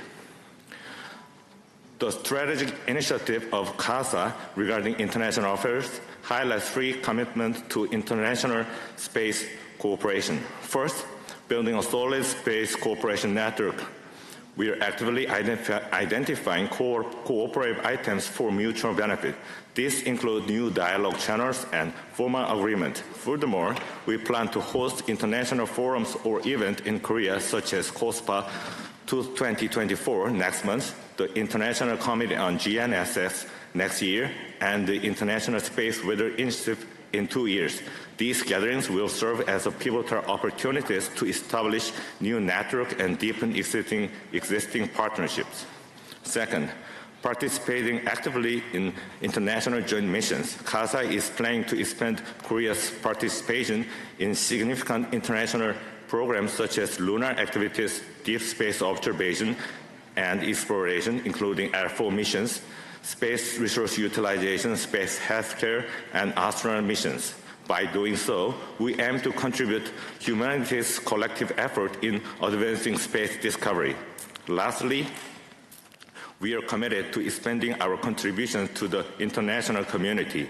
We are dedicated to increasing our participation in activities organized by international organizations, include both tangible and intangible contributions. Hence, we are planning capacity building programs to improve accessibility for emerging countries. Additionally, we are identifying and promoting cooperative projects with international organizations focused on sustainable space activities and for disaster response, environmental monitoring, climate change, and other global issues. In conclusion, through these strategic initiatives, CASA aims to strengthen global partnership, drive innovation, and contribute to the shared goals of the global space community to foster worldwide prosperity. Next. If you're interested in collaborating with CASA, we are always available. Please email me. Thank you. Thank you for your presentation. The second presentation on my list is on China Manned Space Program for the Advancement of Space Exploration for All Human by the distinguished representative of China. Please, you have the floor. Excellency, ladies and gentlemen, good afternoon. My pleasure to present a quick introduction of China's human space program. The program is not only a testament to China's achievement in the field of space, but also serves international cooperation and the peaceful use of outer space. So my presentation concludes 3 parts. Next. Let's start with the construction of the space station in the near Earth orbit. The construction of the CSS concludes 2 phases. The first one is a key technology verification, and the second one is assembly phase. It begins on 2020 with the successful maiden flight of the Long March 5B carrier rocket, making the beginning of the project. Currently, it is also China's largest NEO rocket. The Tianhe core module is the first module launched for the CSS and is mainly used for the central control and management of the whole station. And the Tianzhou 2 mission is the first CSS cargo flight mission by using Tianzhou cargo spaceship and Long March 7 rocket. The Tianzhou means sky ship, it's like a cargo ship, and the Tianhe means harmony in Chinese. The Shenzhou 12 is the first manned flight mission, and the crew completed a 3 months on orbit stay. Subsequently, we also launched Tianzhou 3 and Shenzhou 13, stay for half a year, completing the verification of key technology and assembly of the core modules. Next, please. Entering to the critical phase of the space station construction, we successfully launched the Wentian and Mengtian experiment module. Wentian means asking the universe, and Mengtian means the dream of the universe. The Wentian experiment module is the second module for the CSS and also the first scientific experiment module. It also could be used to support the astronauts' EVA and amount of the science experiments.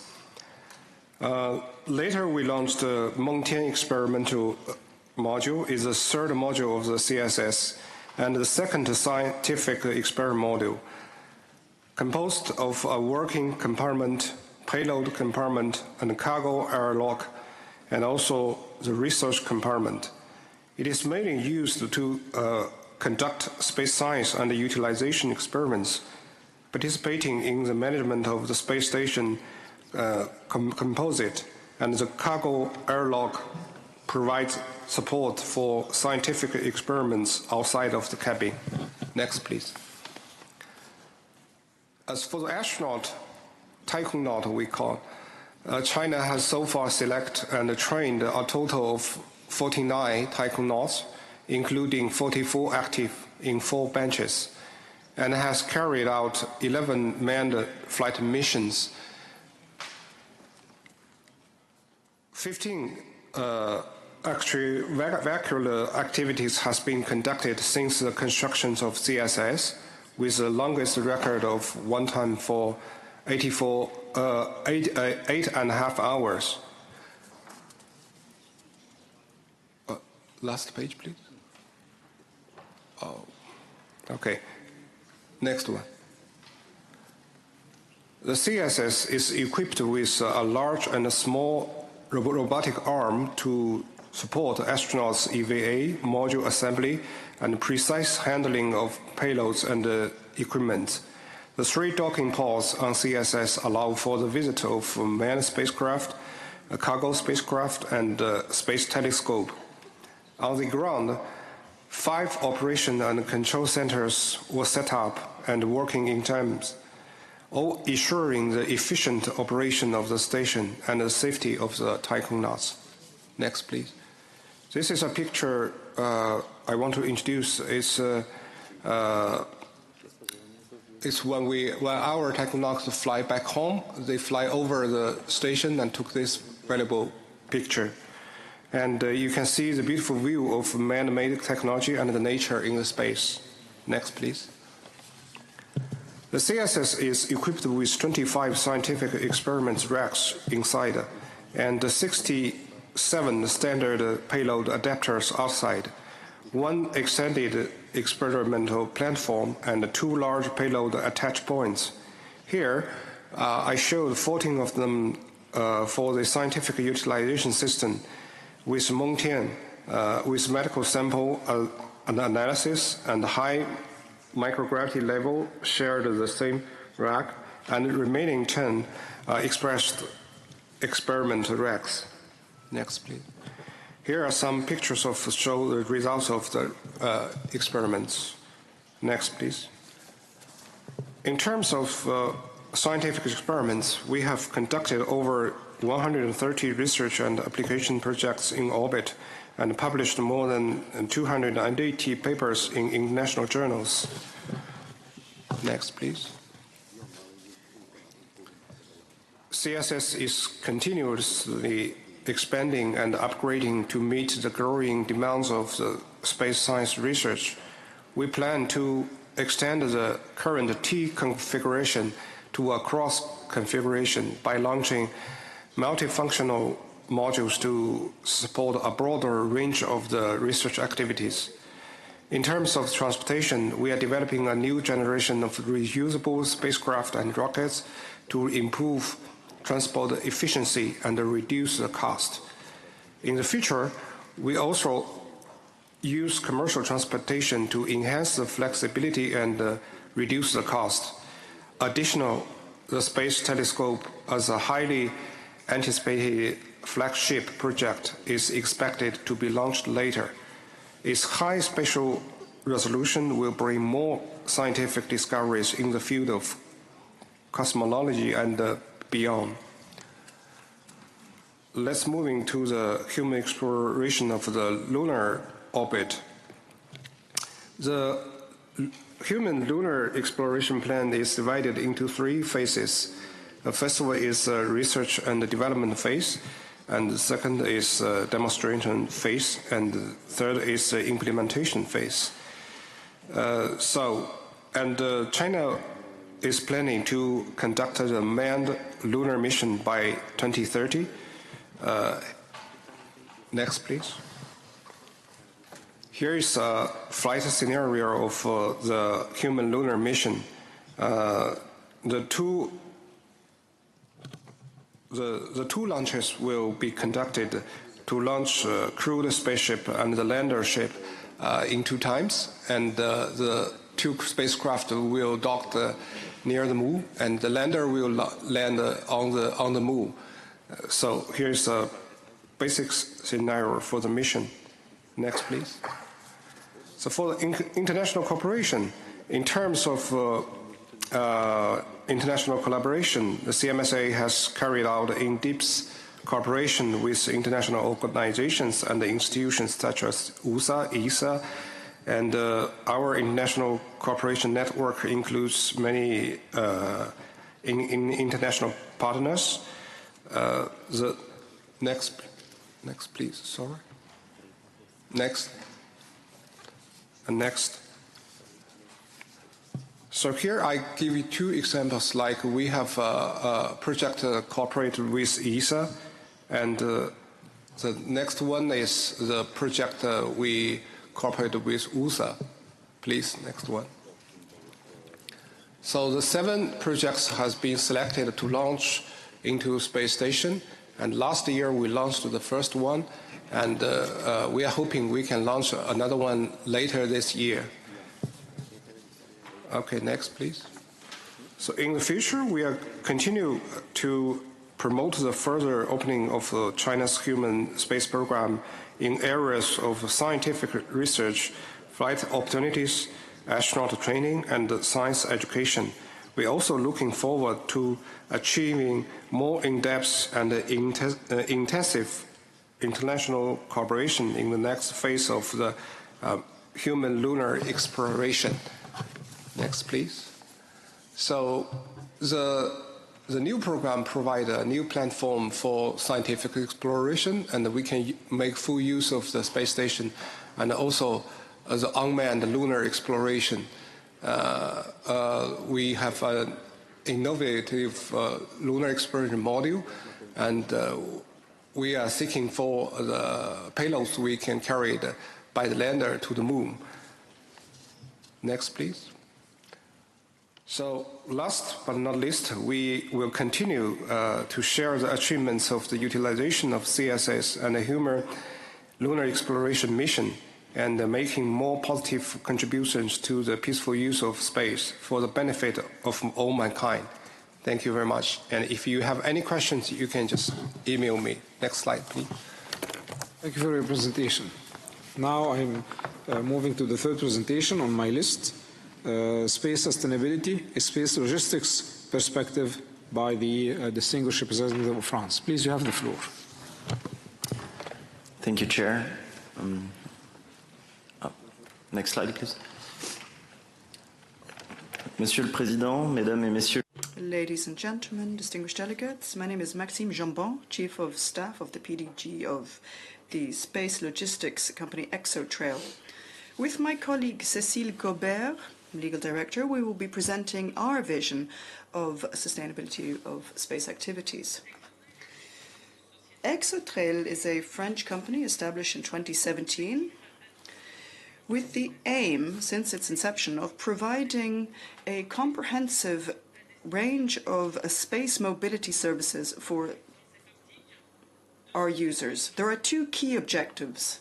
On the one hand, making space activities more efficient and, furthermore, improving long-term sustainability.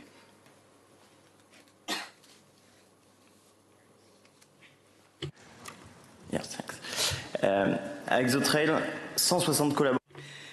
There are 160 employees in ExoTrail working together to meet that purpose, 10 electrical motors, which we have manufactured in space, including the motors used to equip our very first orbital transfer satellite. We are a scale-up, currently serving more than 30 clients worldwide, and activities are funded, in addition to the sales, by fundraising, latest a B series for the tune of $58 million.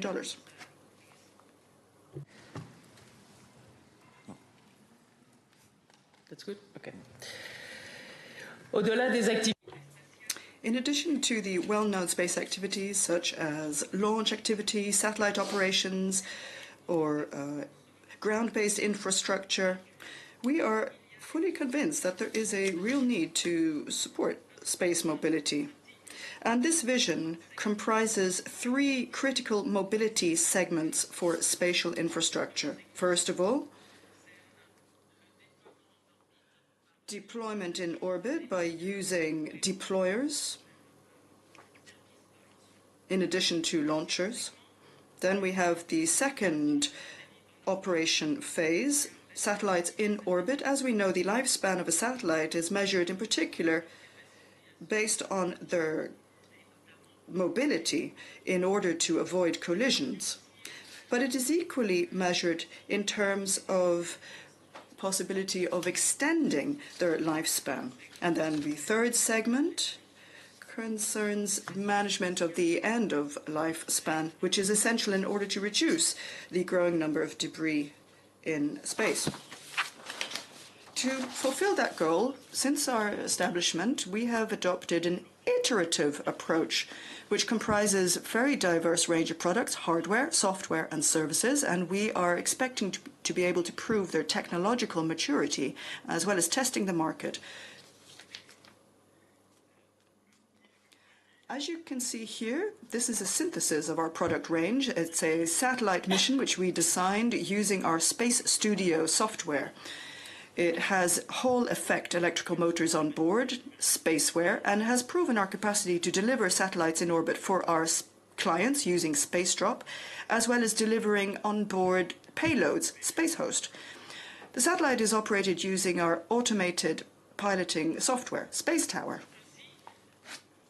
And as you can see here, we are able to guarantee the sustainability of our spatial logistics activities by tackling two elements. First of all, providing a highly user-friendly platform, and secondly, by developing further skills and competencies in order to operate this platform. With these two elements in place, we have the necessary ingredients, all the necessary ingredients to provide a solid base to establish a roadmap leading towards more complex services. As we see it, it's still too early to identify at this stage which services will prove to be the most relevant in the future and which are most likely to be taken up by the market.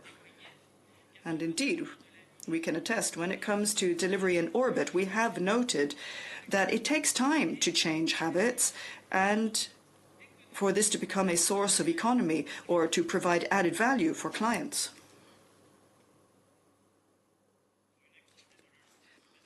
In terms of ensuring a sustainable spatial logistics, there are two messages we would share with you today. The first is as follows. Mobility is a good approach to address debris, and indeed, it is key that given the current circumstances with more than 10,000 active satellites and more than 36,000 items of debris larger than 10 centimeters, it is vital to ensure efficient mitigation, given that remediation in itself cannot be a sufficiently effective response to current needs.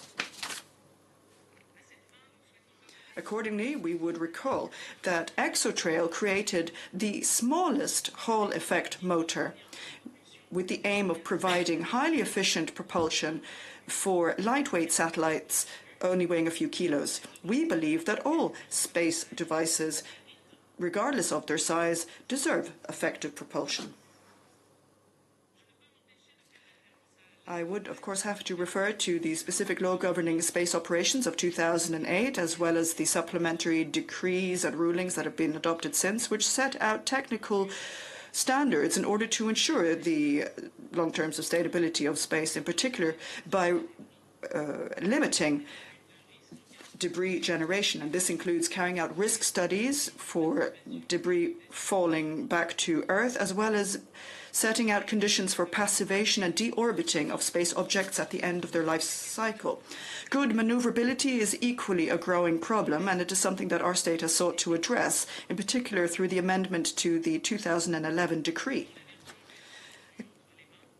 Based on the most recent version of this decree, proposals have been made in order to develop anti-collision maneuveral systems for space objects, and in particular in order to carry out avoidance maneuvers. This draft amendment equally provides for anti-collision measures for space objects using a deployer in orbit.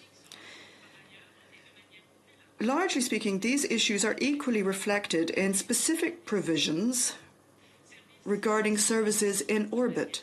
These services are defined in a broad sense in seeking to comprise all various applications of services in orbit.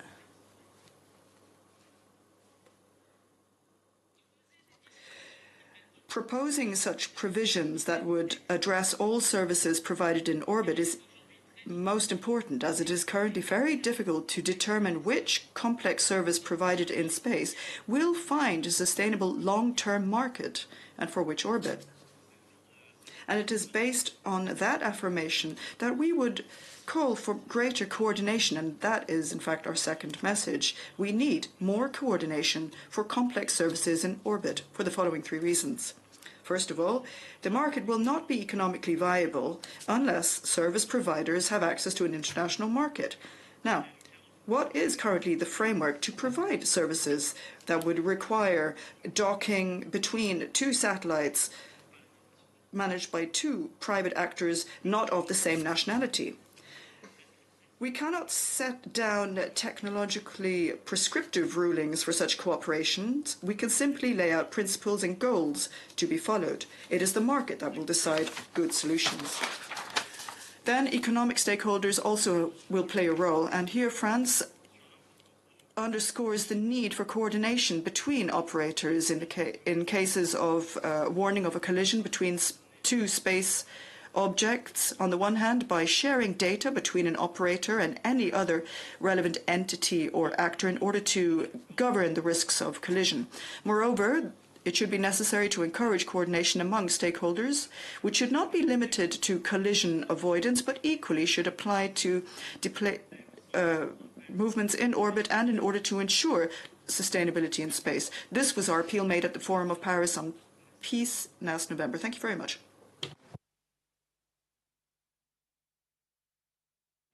Thank you very much. Now we move to the fourth presentation, our list on lunar mineral resources and international challenges of their exploration, exploitation, and utilization by the distinguished representative of the Russian Federation. Please, you have the ground. Thank you very much, dear Chairman, Dear colleagues, I would like to draw attention to the status and perspectives of exploration, exploitation and utilization of lunar mineral resources, international challenges to be done in the field, as well as through preliminary research initiated in this line by cooperation of institutions of Russian Academy of Sciences and leading universities. The Russian Federation confirmed the international law articles establishing that the exploration and use of the moon shall be the province of all mankind, and that the moon, next slide please, and that the moon is not subject to national appropriation. The multinational cooperation in this peaceful area is extremely important. The research developed contains the description of the lunar mineral resources which could be mined from lunar rocks and used for the purpose of moon colonization and creation of lunar industry infrastructure. Next slide. The research includes the description of geological structure of the moon, both for lunar rocks and lunar mineral resources explored. It was shown that lunar rocks are rather diversified and characterized by both igneous and sedimentary groups of rocks. Three associations of igneous lunar rocks are represented by lunar basalts, ANT rocks, and rare earth elements. The lunar basalts are the main type of lunar rocks used for exploration of useful mineral resources. ANT rocks and rare elements are also the important raw materials for exploration of mineral resources. It was shown particularly that all magmatic rocks, including basalt, ANT rocks, and rare element rocks, are quite strong. Now, there are no technical possibilities of their extraction, and the development of such a technology is the important task of prospective international lunar exploration. Sedimentary rocks include lunar regoliths, which is one of the most important lunar mineral resources. Russian Federation possesses a technology for its extraction and using for construction of structures on the moon. Next slide. The analysis of mineral resources extracted from the lunar rocks was made, as well as estimation of their sufficiency for creation of lunar infrastructure for life activity and industrial manufacturing.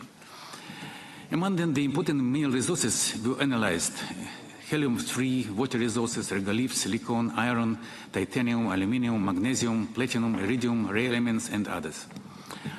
Currently, the knowledge about lunar mineral resources potential is based on a rather small data. The more comprehensive international investigation is needed. It's necessary to mention that main efforts were aimed to investigation of lunar mineral resources on the moon's surface, but not in its deep structure.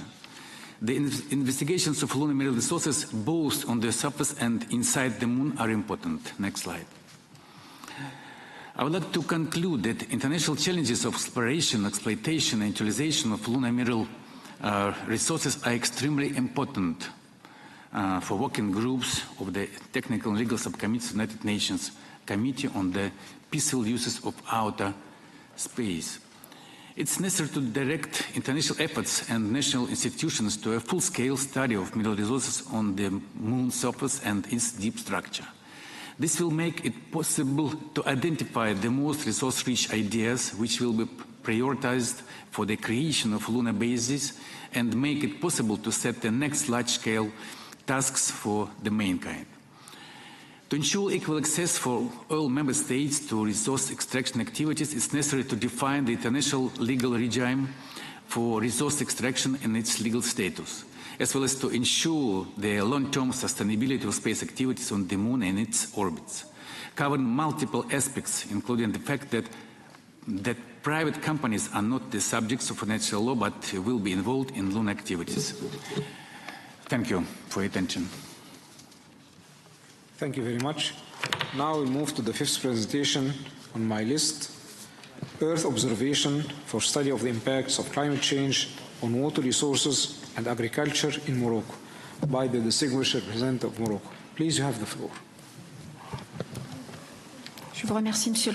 Thank you, Chair. I'd like to share with you the activities conducted by the Royal Centre for Remote Space Sensing Earth observation for the study of the impacts of climate change on water resources and agriculture.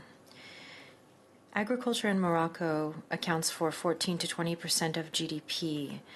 GDP depends mainly on rainfall annually.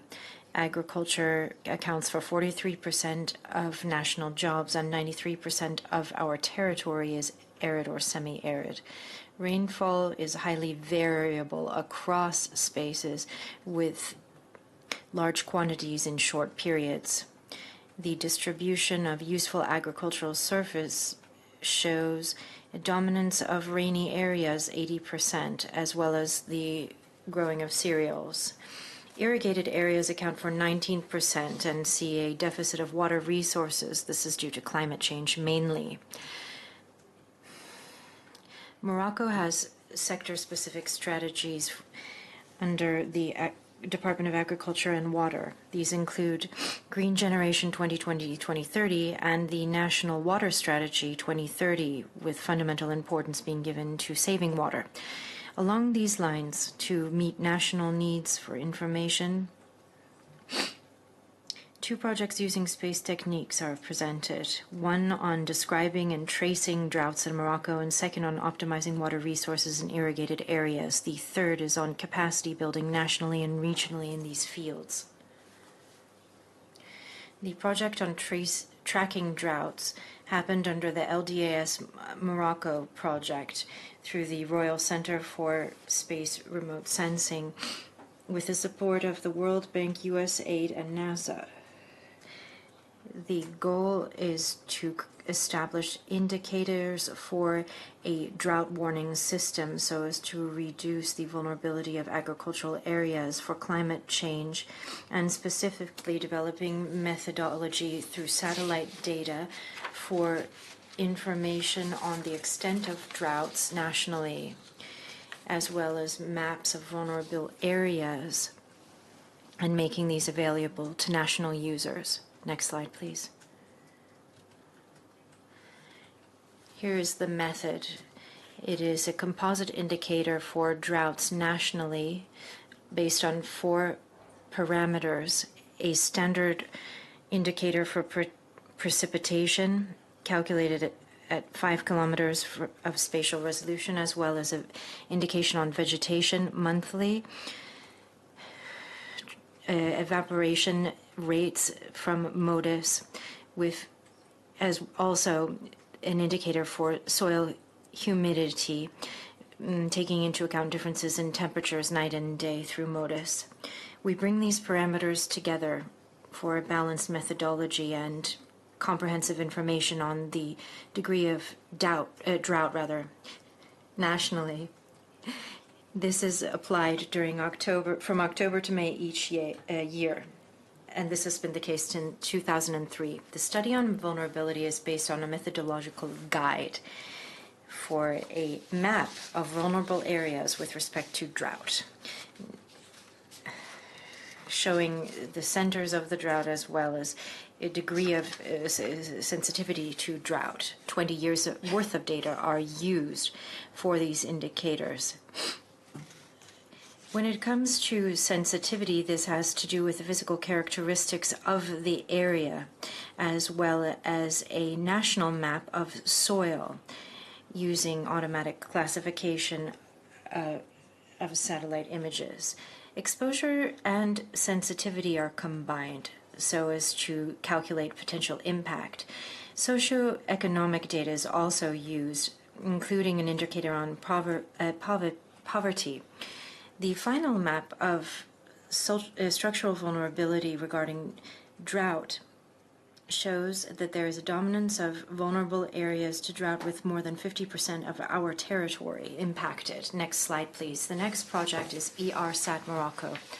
It's on operational management of irrigation. It's based on remote sensing data. This happened under the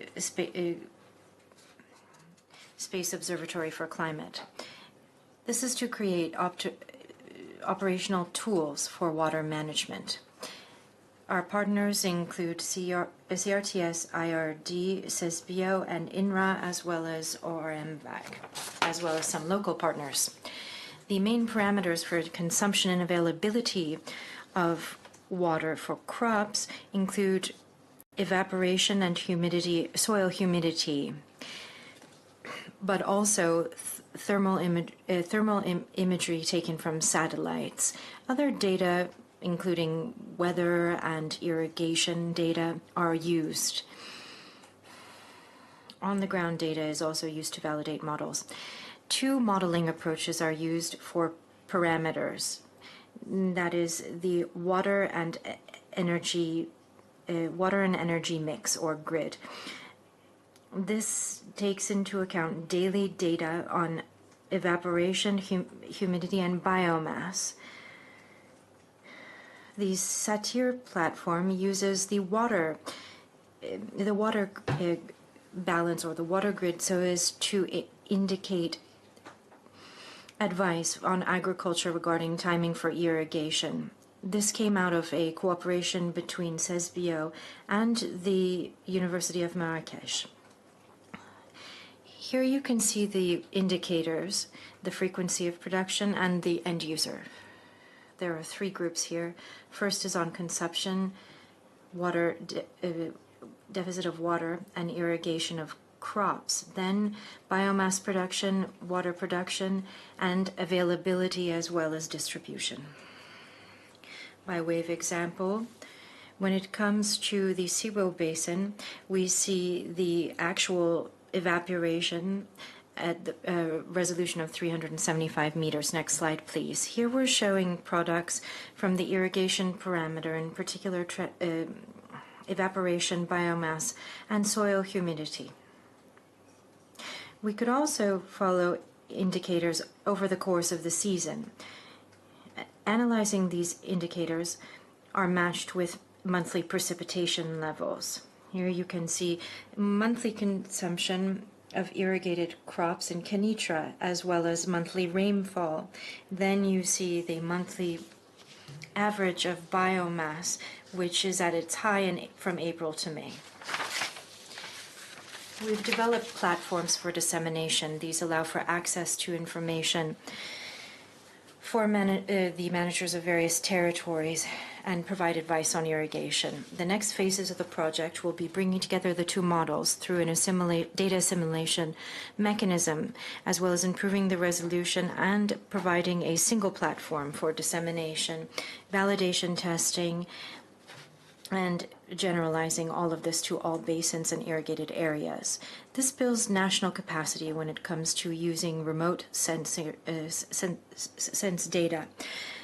Here, training is crucial so as to build user potential and support space techniques in departments and institutions nationally and regionally, as well as raise awareness. International cooperation, North-North and South-South, remains key, so is to transfer know-how and expertise.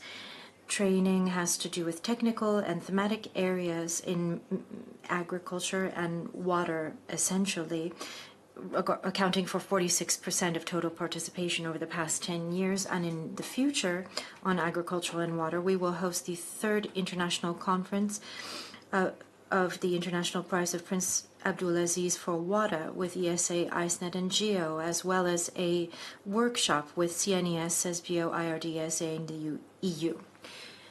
A lot of training was provided for national users annually on topics such as drought, water management, soil humidity, and agriculture with very diverse international partners. Training in African countries is also